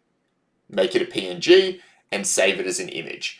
And then you can import that slide directly in, and provided you don't rescale the slide, the picture, it will be fine. You might need to crop it to fit it, but you can make everything at scale and it will hold on to its scale its entire time. So what I recommend to all of you to do is make a slide up, a presentation, and make a custom slide size just a little bit smaller than an A4 page, so that you can build all of your figures for all time within that one custom slide and just save it out. Make as many of them as you need and save them, and then they'll always be the right size and you'll never have to worry about shrinking text or any of that again.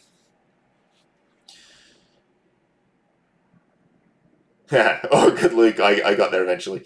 Do you know if this... I don't know if this has been asked or not, but should the captions be centered or justified? Definitely not justified, because justified does dumb stuff to them, right? Oh, actually, it doesn't do dumb stuff to them. I was worried that justifying them would do what happens when you justify references sometimes, and it makes them all spaced out and super shitty looking. Yeah, that.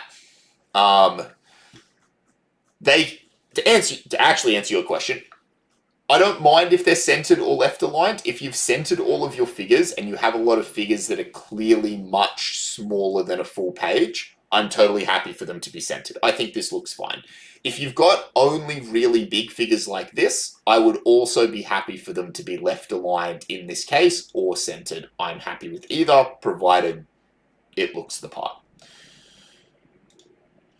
We need the clickbait red circle. Of course we need the clickbait red circle.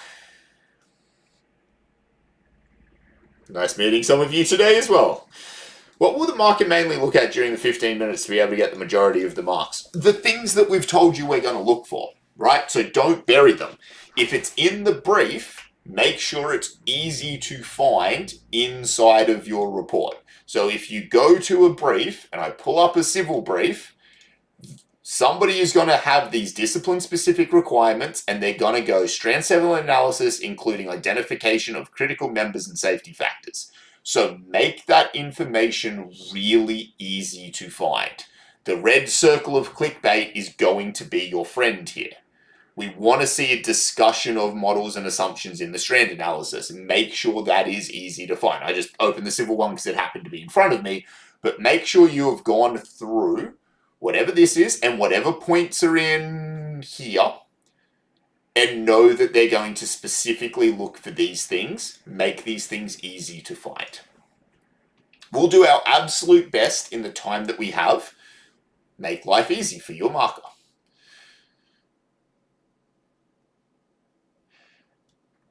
For D-cell brief, the brief says to include assumptions and models in the introduction. Would it be appropriate to have them in the design section?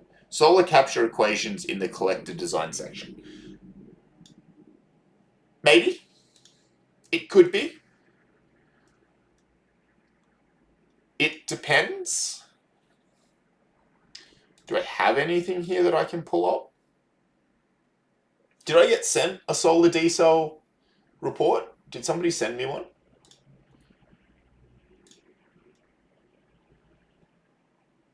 Was that what this is?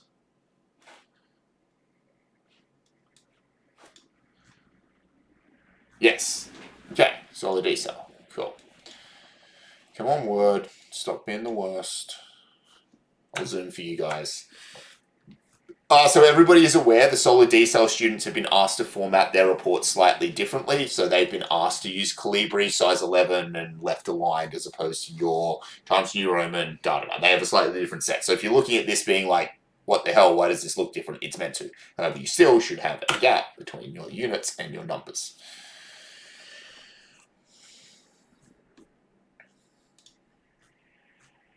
Make sure your list of figures and your list of tables go onto new pages. I don't like the grey. I think it should be black. That's maybe not what, if that's not what you've been told, that's totally fine. I personally don't like the black. All right, see appendix this. I know this isn't what the question was, and I'm going to get to the question, but I feel that making comments on these things is useful as we go. In my opinion, doing something like this, see appendix this, oh yeah, I'll remember to come back to it, or even the person who went through and highlighted a bunch of stuff in yellow, or this person did blue, wrote all these things in blue. You know, the intention here is to explain this. This is clearly a note for from the author to the author. It's super duper dangerous, in my opinion. What I do in this case is, and I mean, you may have been doing it with these brackets, but I don't think you were, is pick a symbol that you never use for any reason in your report. So curly brackets are a really common one that don't come up anywhere. When you leave yourself a thing that you need to come back to, something that you would normally highlight in yellow or use blue text or red text or whatever, or in this case just, oh yeah, remember to come back to this, drop one of these symbols in. And then you can control F through your report and you can just look for this particular symbol. And it'll be like, oh yeah, shit, I never named that appendix. Cool, I should come back to that. Also, you're probably going to end up capitalizing appendix in that case. Problem statement, project outline, scope. Your scope must have numbers in it. A scope defines how big something is. How big, how many, how much. That is what a scope does. Your scope must have numbers in it. Now, okay, you might have been trying to do some of this in your constraints and things like that. You might have been trying to get it in some of your primary objective. But how many designs did you build? How big was the design that you built? How much did it cost? How much water was it supposed to produce? What was its outcome supposed to look like? You must bound the size of the problem, and you must do that with numbers inside of your scope. Okay, that's going to cost people marks, so make sure you do that.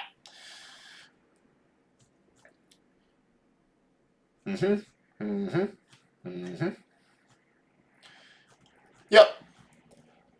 I can see in a situation like this, so here we go again, the type of note that somebody could easily just completely forget about. You would be astounded at the amount of final reports that I've received to mark which have stuff like this highlighted in yellow in them. It's really, really common. So do something to defend yourselves against it. Yeah, I could see you putting some of your models and assumptions in your design section, like clearly has happened with this person, or I could see you putting them in your introduction. I personally am of the opinion that there's no correct way to necessarily break up an introduction, a theory section, a literature review. There are many ways to do it. So I don't have super duper strong opinions on where you put them. Just make sure it's very clear when you do so, okay? Oh, I understand, Son of Frey. I understand. I remember you now. Sorry, I forgot you. Son of Frey is one of my past students. Son of Frey probably has other work that they should be doing right now and are procrastinating. And they should go back to their other subjects. Will the marker read every word possible? Oh, God, no. There's no possible way it is very unlikely that a marker will ever read the entirety of a report that you ever hand in your life. And I don't mean that at university. I mean that once you're a practicing engineer and you do a real world project, no one will read your report start to finish. The whole report might get read, but somebody might read your introduction in great detail. Somebody else might just skim your introduction and just read your design section in great detail. A lot of people are going to, yep, wonderful. Oh yeah, cool. These people made a 6 solar collector thing. They've got a pretty graph, da-da-da-da-da. Get to the good bits, get to the good bits, get to the good bits. Where are the good bits? Design focuses. Aha, now this is what I want to read. And then they'll read that. It's extremely rare for an engineering report or a thesis or anything to ever be read start to finish. And that's fine. It means we write in a way where we're a little bit more standalone in our sections than, say, a novel or something might be. But yeah, don't ever assume somebody's going to read your stuff every word, which was a big mistake for me when I was writing. I used to bury content in the middle of paragraphs. And it made sense if you read every word. But heaps of people would say, like, yeah, you didn't talk about this, this, this, and this. And I was like, yeah, I did. It's buried in the middle of the 3rd paragraph on the 8th page where I was meandering through some fucking conversation about some bullshit. Make it as easy as possible.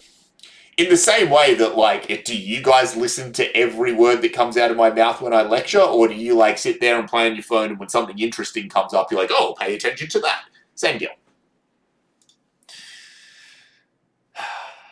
Go do some work, guys.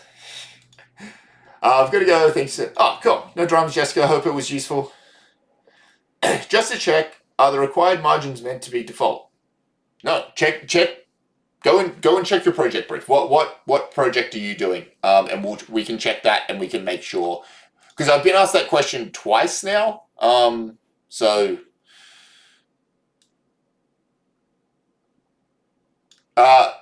Umar, it popped up because I'm on my old account, the same account that you were on, and this is the first time I've gone live in 2 years, so it's probably gone and pinged all of my old students, which is probably why they're all here. Is it okay for multi-part figures to take up whole pages for legibility, or should they just be for smaller? No. I would have, okay, so that's in one of these robot ones, right? The person who did the really nice one with the 2 tracks. Okay, this doesn't take up a whole page, but it takes up a lot of a page. I think it's fine. I think it's really clear. It's a very good way of explaining this. I don't know if they could arguably include a little bit more information on it somewhere, because somewhere down here they're going to talk about where they get lost. Maybe if you're going to take such a big chunk of a page, you could have indicated that on the same thing. Maybe you couldn't. I don't know. But I would have no problem. I have no problems with this taking up most of a page. And if you've got a really detailed figure and it takes up a whole page, that could be fine. I don't know. With a software project, is it worth it, a good idea to include screenshots of each of the screens that were made to go along with the description? Maybe. I think that's probably a good one, Rory, that goes with the whole, do you do them bit by bit? Do you do one big multi-part figure? Are they all worth including, or are just a couple worth including? You'd probably have to build that out in a couple different ways. And by the way, there's nothing wrong with this, guys. I get a lot of these types of questions. Should I do it like this, or should I do it like that? I'd make both, or all 3 options, and see how I felt about them when I made them. There's absolutely nothing wrong with not knowing the correct way to do something until after you've tried it. So that's just, like, personally. And that one, I think, particularly, Rory, is hard to know. You'd have to sort of build it and see. I don't have a problem with it, provided they're valuable, but I probably also don't need to see absolutely every single screen of your app, right?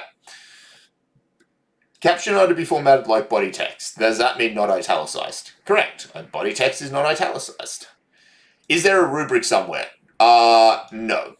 So we very much never ever, you do not want us to ever set a rubric.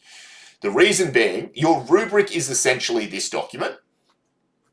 And as soon as we write a rubric, we then lose all ability to be flexible around it.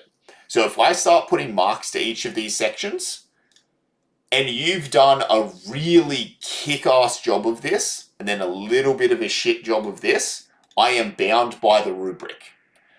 I cannot say, well, if I maybe just pretend they're the same section, this person's done a really good job. I have to be like, they did not exactly tick this box, fuck them, give them 0.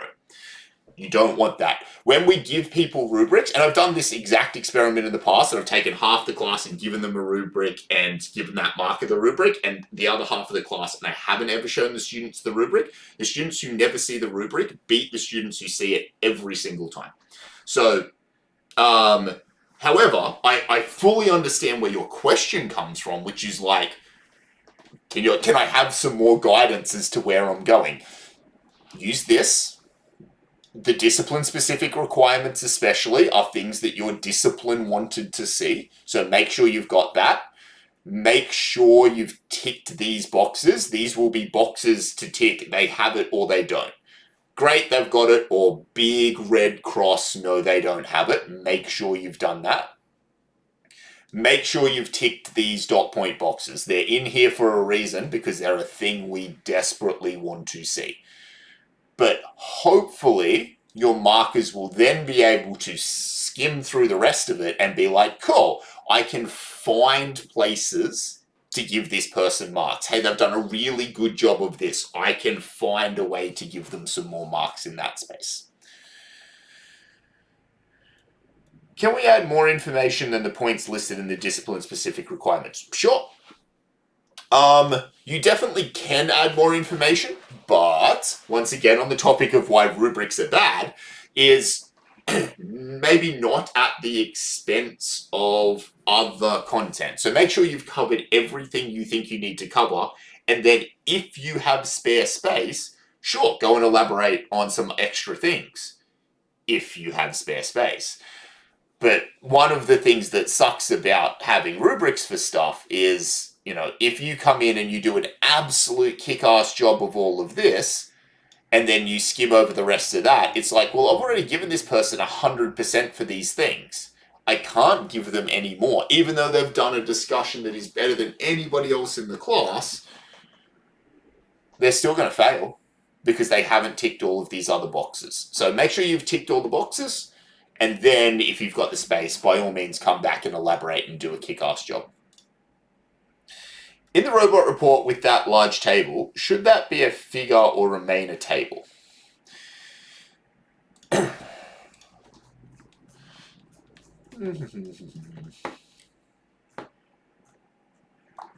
So not that one. Is it in this one? Okay, I don't actually know what this is. A detailed list of each function, criteria for use, and description of the program.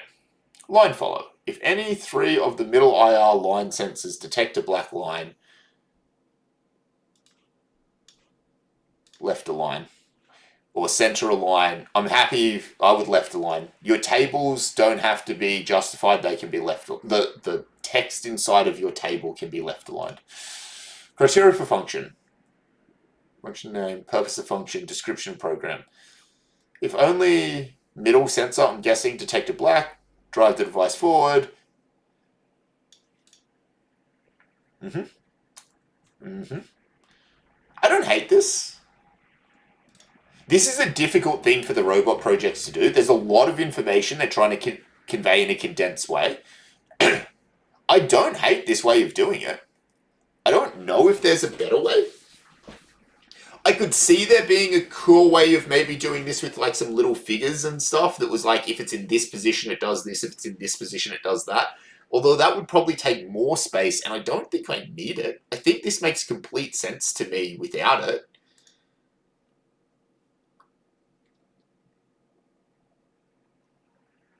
I think this is fine. you should be conscious that it's often considered poor form to split a single table over 2 pages. Because if I'm reading this printed out and I've got this on one page and then I need to turn the page to the next one, I lose all of this, which is a little bit annoying. Sometimes these can be repeated at the top of the second page, and sometimes even it might be relabeled as table 3 continued or something like that. See how it works out. Ideally, what you would like is to end up with this basically all just ending up on a single page, although I don't know if it even would anyway. Let's just, what'd you tell me it was? Control Enter? Hey, how good is Control Enter? Yeah, it doesn't fit on a single page no matter what, so there's no real point in trying to make it. The thing to avoid, so this isn't great that it doesn't fit on a page, but it's never going to fit on a page, so it's kind of okay. It's going to have a split in it somewhere. What you really want to avoid is, let's just pretend that you had a whole bunch of extra text or whatever in here. What you really want to avoid is something that looks like this, where you just start the table and then all the rest of it is on. And oh, this is awful. Okay, so this is something you so desperately, I'm trying to make this at a zoom where you guys can see what's going on. Oh, this is not working. But can you see why this is so awful for it to have ended up over 3 pages? So if you end up in this situation, just sacrifice a little bit of white space and get it into a situation like this.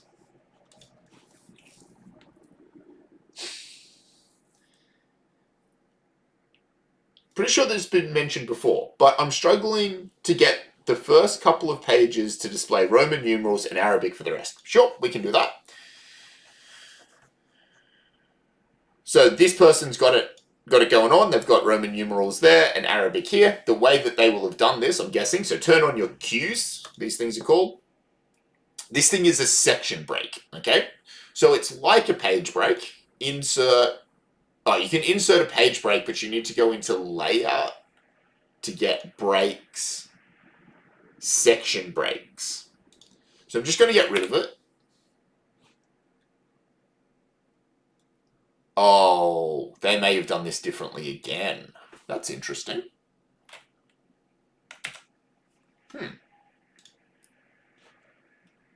I think they just did their page numbers.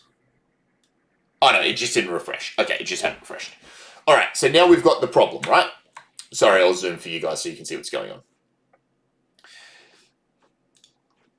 Even if we... So we're going to have our abstract on the first page, and then we want to, and then all of the other crap. So you're going to have all of your crap up the start, your abstract, your table of contents, all of that stuff. And that's needs to have Roman numerals, and then you want to have all the rest of it having Arabic numerals. So what do? You don't put a page break in. You put a section break in. So layout, breaks, section break, next page is the way that I always like to do it. And now you can do page numbers as a function of what section you are in. So I should be able to come into my page numbers. Yep. And if you look up here, there's this thing of link to previous, and I can unlink it to the previous section. So that was linking it to this previous section, and now it's not. And I should be able to go to my page numbers. Where are my page numbers? Yeah. Insert, page numbers, bottom of page. Come into here. Yeah, that was fine. I was in the right spot. And you should be able to change them in the different sections of your report. You can, this is what I thought they'd done, different from first page. So this is an option, but generally don't use that. Use the section break and do it that way. You can come into format your page numbers, and you can swap them to be Arabic or Roman numerals or whatever you want.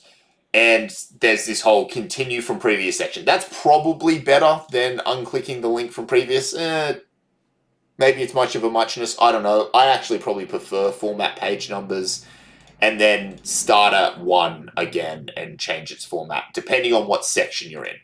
And you can do this as many times as you like, right? So you can have one section in a report. You might have 10 different sections in a report, depending on how you want to change formatting and stuff between them. Oh, I was a little behind the chat. Sorry about that.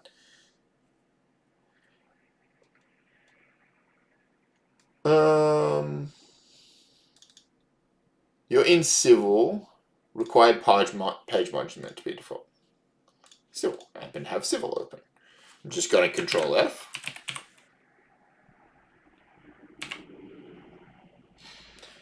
.27 narrow margins. Metal spiral, plastic ring, binding narrow margins are acceptable. So there you go. So this is the civil project brief, civil assessment 6 brief. That's where it specs the margins. That's probably where it specs the margins in all of the briefs, but check your own. If you're struggling, and the reason I wanted to demonstrate this live for you guys is there's a shitload of requirements in this, right? And you're like, wait, I don't remember whether it specs margins or anything anywhere in there. All I did was went Control F and started looking for the word margins. And it's like, yes, oh, it does say it somewhere. Cool. Have I remembered if it says anything about, I don't know, what's another thing it could say? Page numbers, because we were just talking about that. I can just search for the word page. Oh, this is a little bit gross. There's heaps of uses of the word page, but it's still only going to honestly take me a couple of seconds to see if I can find pages, pages, pages, pages. Is there anything about page numbers? New page, page. Hey, that's where we're talking about. Table smaller than 1 page should not be split over 2 pages. We were talking about that. There we go. Arabic page numbers in the footer. So although there's 24 uses of the word page in this document, it actually still only takes you a couple of seconds with that Control F feature to find this type of information. Sometimes. Some documents are more searchable than others.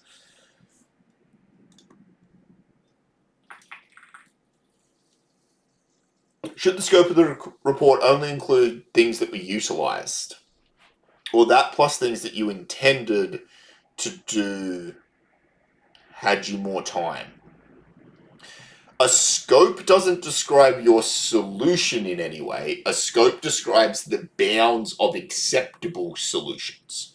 So things that would be acceptable, we're not talking about how we've solved it yet. We're talking about defining the bounds of the problem.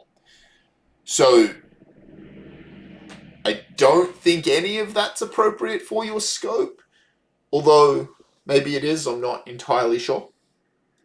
For Solid Decel, we have a requirement to use APA, 7th edition, haha, lucky you. But the version of Word I'm using only has 6th edition, haha, lucky you, yes. Yes, that's a thing. So, they're not drastically different. And what you can probably do is use Word. Okay, Word falls down on APA anyway, because APA is super complicated. What I'd suggest in this case is either go and learn how to use EndNote and get it from the uni for free, which is a super good referencing system, but it's kind of hard to use. And it might take you quite a while, not ages to get good at it, but a little bit of time to get good at EndNote. It does do an inbuilt function into Word, so once you install EndNote, which you can get for free as a student, by the way, you normally have to pay for it, but if you go to the library, you'll be able to download EndNote for free as a student. Yes, are you signed in using your uni account? I'm guessing you're answering that question for them. But you can get EndNote there if you want, and EndNote should have APA 7th edition, but also just let it put... Is this the one that had a sick thing? No, it's the other one. What am I looking at the moment? 3, 2. If you've got this and it's almost correct, this isn't APA, obviously, this is IEEE, but you can always just come in and manually make any changes. If APA 7th edition uses italics here instead of quotations, just use 6th edition, know the fact that it's slightly wrong, and just come in and edit it yourself. Like, it's fine. It's annoying, but realistically, to change your, 10, 20 references that you're going to have by the end, it's only going to take you 15 minutes. You'll be fine. In decel, it says no Roman numerals. Does that mean our abstract should be page 1? Really? That's interesting. I let Simon write the decel one. So chemical engineering has a particular way that they like to write reports, which is fine. So does every other engineering, by the way. The way that I teach you is sort of this weird mishmash, generic, a whole bunch of random crap thrown together. But I know ChemEng had this very rigorous, we show them this in first year and then we expect them in second and third year, and they wanted to modify the brief. So I said, yeah, sure, go for it.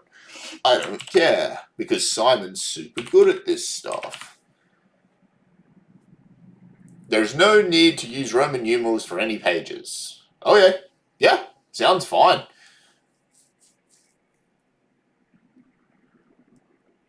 I guess so.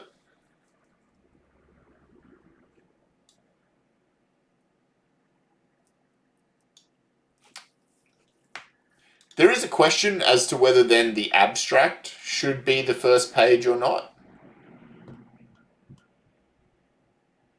Or whether it should be the title page.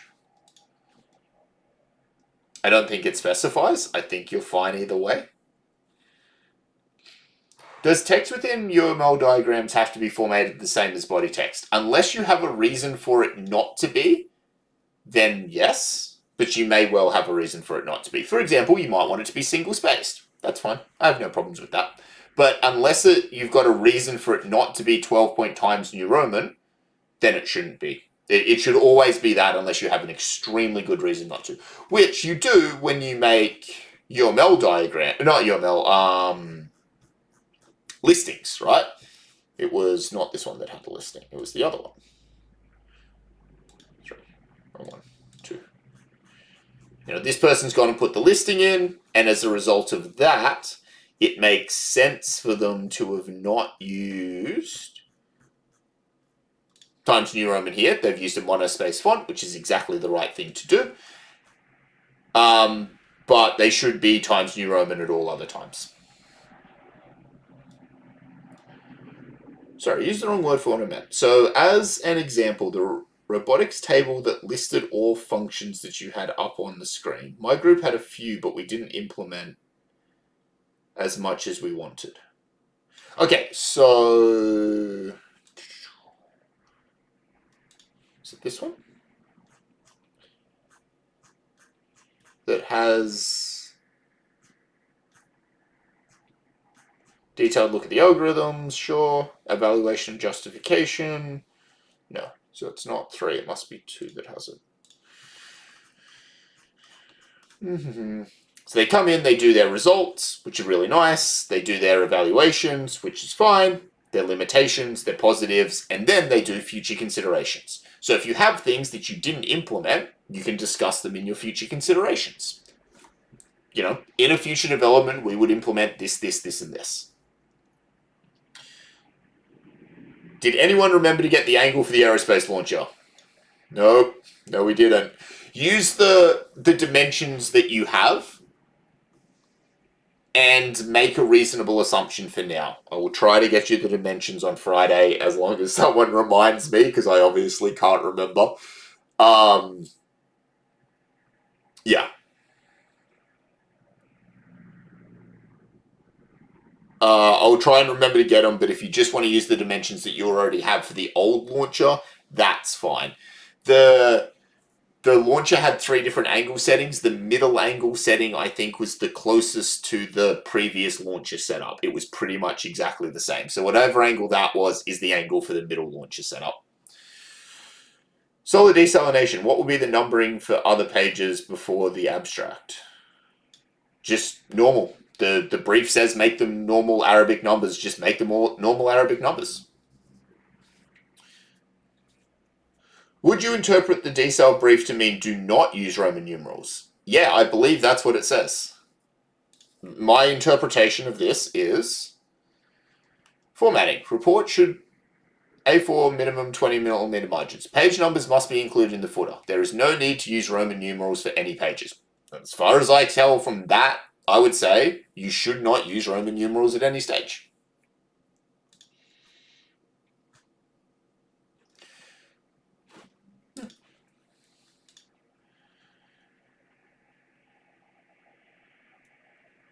It feels it would make it hard to tell how long our text body actually is. Sure, I think it does. But one of the things that I kind of like in this discussion then is Dylan thinks it does, but Simon, who's arguably substantially better at this than I am, I don't think there's much argument to it, doesn't. He has a different opinion on this, and that's okay. A lot of these things, there is like, when you're writing a document that Dylan's going to mark, he absolutely fucking wants to see Roman numerals. And this other person gives exactly zero shits about that and wants to see something else. And if you've ever read one of these from Simon, he wants to see your units formatted in an extremely specific way. There are so many rules about the way in which you format units, because that's a big deal, particularly anytime you're in thermodynamics. So chemical engineers tend to really care about that. I'm like, put a space in, you'll be fine. This is a thing that you guys are going to want to develop in your written communication skills, how to identify how much your reader cares about certain formatting things. And different ones care about different things, and they always will. There is no one consistent set of rules. It would be nice if there was, but there isn't. Is there a rule for using numbers in the headers in terms of which numbers you use for headers or headings? Which numbers do you use for subheadings? Should it go 1.2, 1.3? Should it go 1.1.2? Okay, so the way that it goes is, I'll go all the way back up to the intro here. Oh, we haven't done this yet. Let's fix this. Set numbering value. I'd like you to start at 1. Oh, this is the bad example because they don't have a heading 2. Sorry, let's go to this one.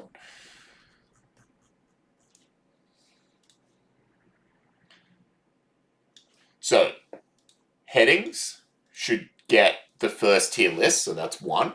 This is your first subheading, so it gets 1.1, and you have a subheading, so it gets 1.1.1.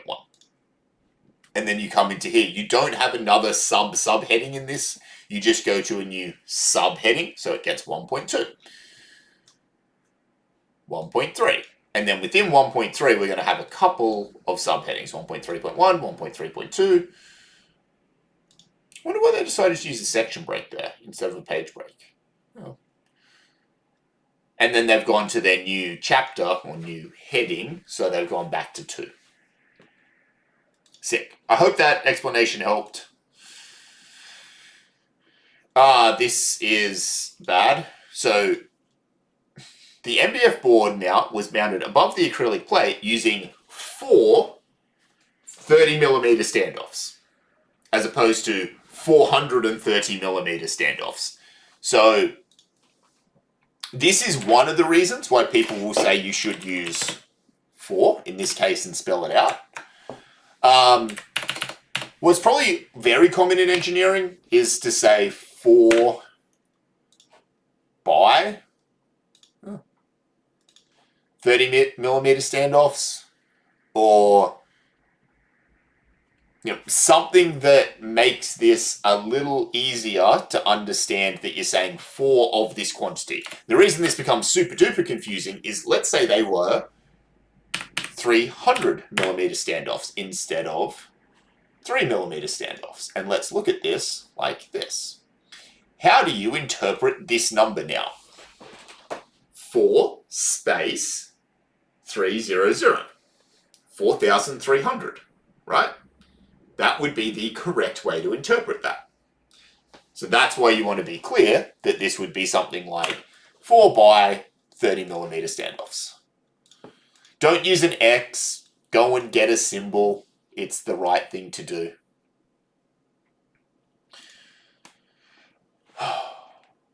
Cool beans. How are we doing? Why are there questions in Assessment 6 questions instead of in the stream?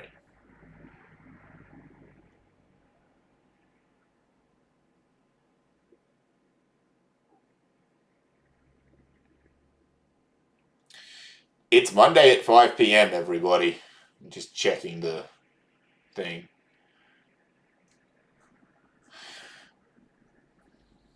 Do acknowledgements count toward the page limit? Nope, they do not. They come before your introduction. They definitely do not count to your page limit. So your page limit goes from the first page of your introduction, which will be page 1 for most of you, obviously not the Solar D cells, but it will for everybody else, down to your conclusion needs to be on page 20, and then beyond your conclusion, don't care. So references come beyond your conclusion, they do not count either, nor do any appendices. I was going to put it after the abstract. Yep, that's totally perfect. After your abstract, before your abstract, either of those would be fine. I have no problems with that. I think that's a good spot to put it. All right. How are we doing? Down to 38. That's fine. Can we use technical words in the abstract that we define later? Good question. I think you may have asked this before, Imogen. Sorry if I haven't answered it. Good question.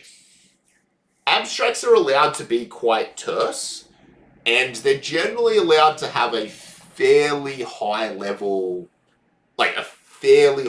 of technical language in them, and that's generally pretty acceptable. So,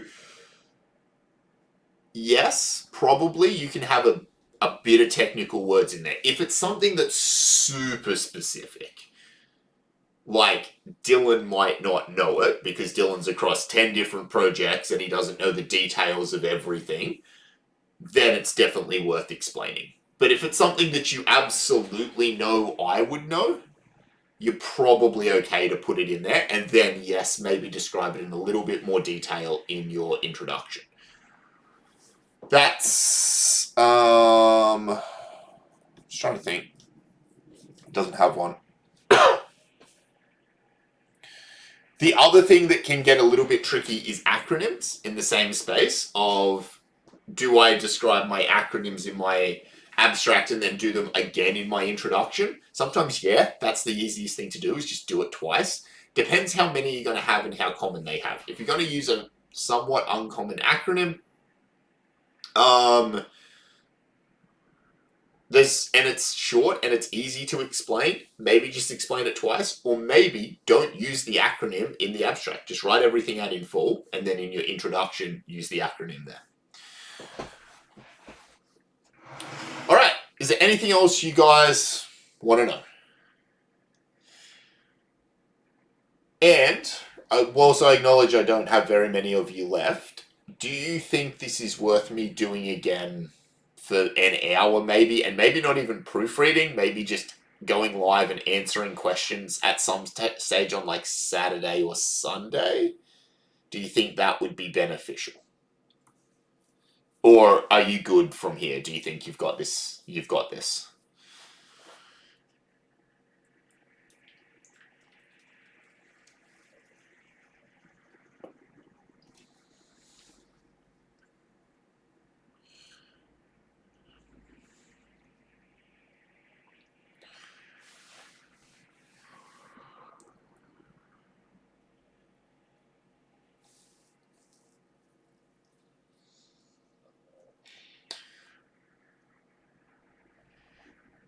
Well, yeah, okay. So partly I think whether you do or don't, there will be 1,000 questions on the weekend. So one thing that I'm gonna do is I'm gonna start giving substantially less help as soon as 5 p.m. Friday comes around, because it is officially due then. And so it's not my responsibility to help you in any way, shape, or form come Friday afternoon.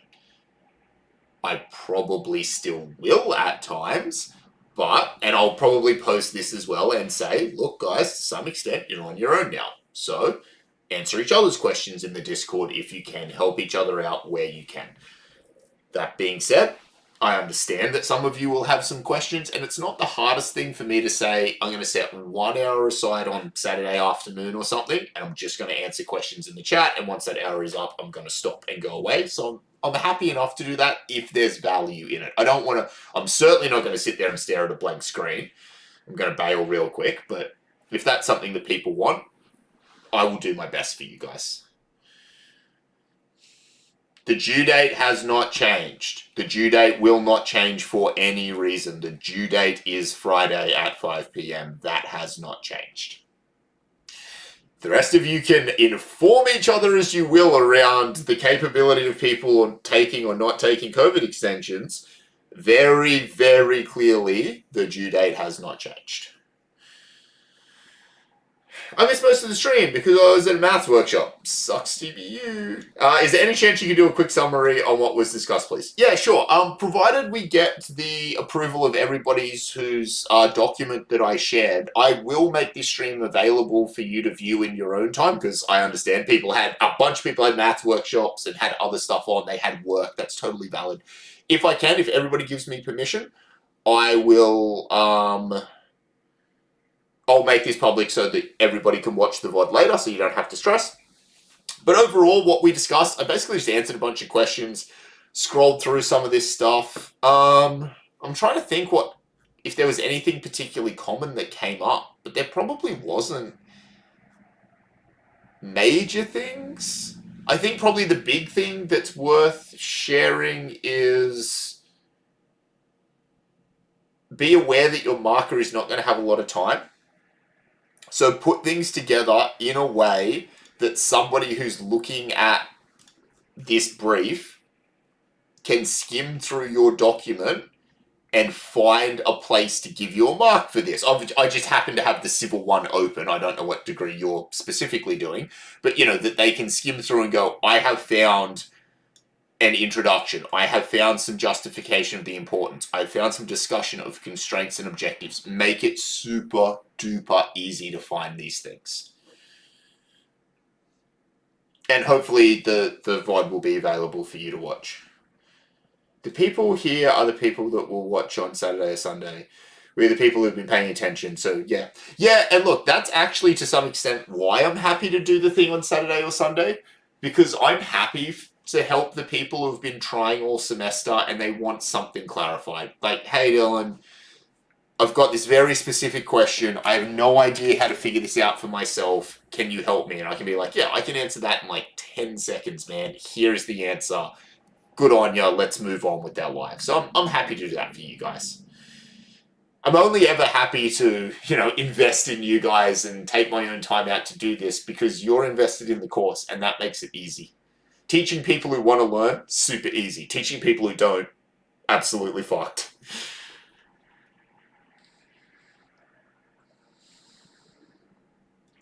Luke, can you please just send me that in an email, the approval thing? I would like written confirmation of that in a slightly more formal way than I read it in a chat on a personal live stream. Just to, I know I'm being pedantic, but I want to dot my I's and cross my T's in this case.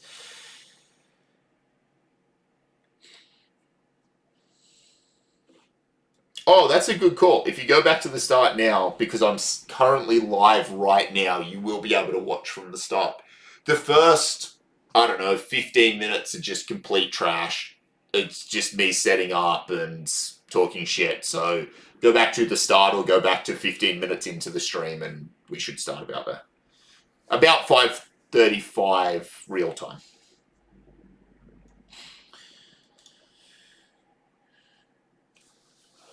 Hey, look, if you guys want to have beverages whilst you stream,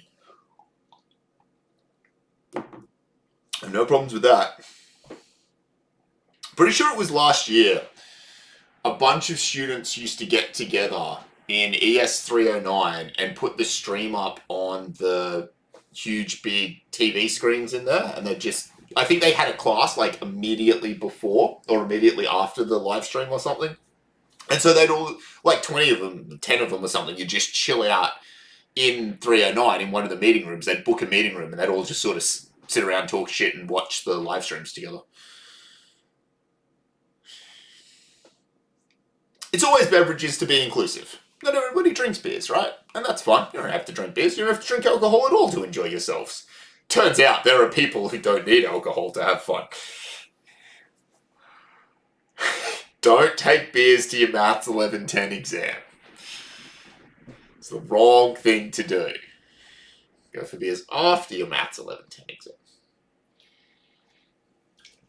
When is maths, by the way?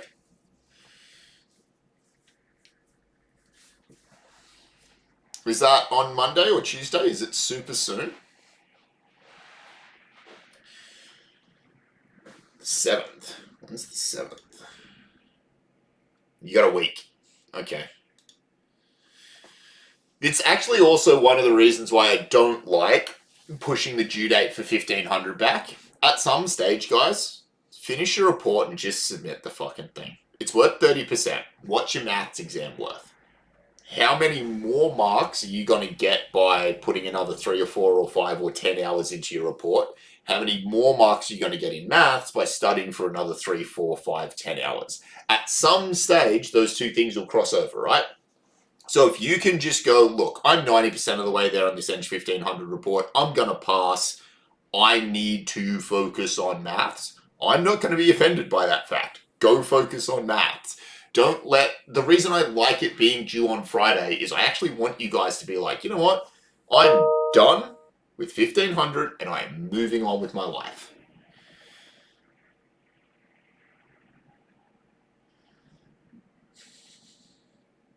Eng 1003 is Monday. Yeah. Don't be afraid to just call this. No, call it 5 o'clock on Friday if you want and submit. Call it Sunday night and say, I'm just going to submit Sunday. I'm not going to do any more work on it because I'm going to study for Eng 1003. That's pretty brutal. You guys have 1003 on Monday and you have maths 1110 on Wednesday. That's a rough start to the mid-semester, to the exam period. So, you know, feel free to prioritize those things. All right. It's... Go, Alex. I'm going to let all of you go. Go finish the report or have dinner or do whatever it is that you need to do. I'm glad I can help those of you who are here. I hope you found it useful. If there is appetite, I'll probably go live for an hour or something on Saturday or Sunday, as I said. I hope to not see you there. I hope that you've finished by that stage and you can be like, nah, I'm done and I'm over this shit. But if you've got some more questions, I'll try and give you some more help on the weekend. So maybe see you there, but thank you for another good stream, guys. Good luck.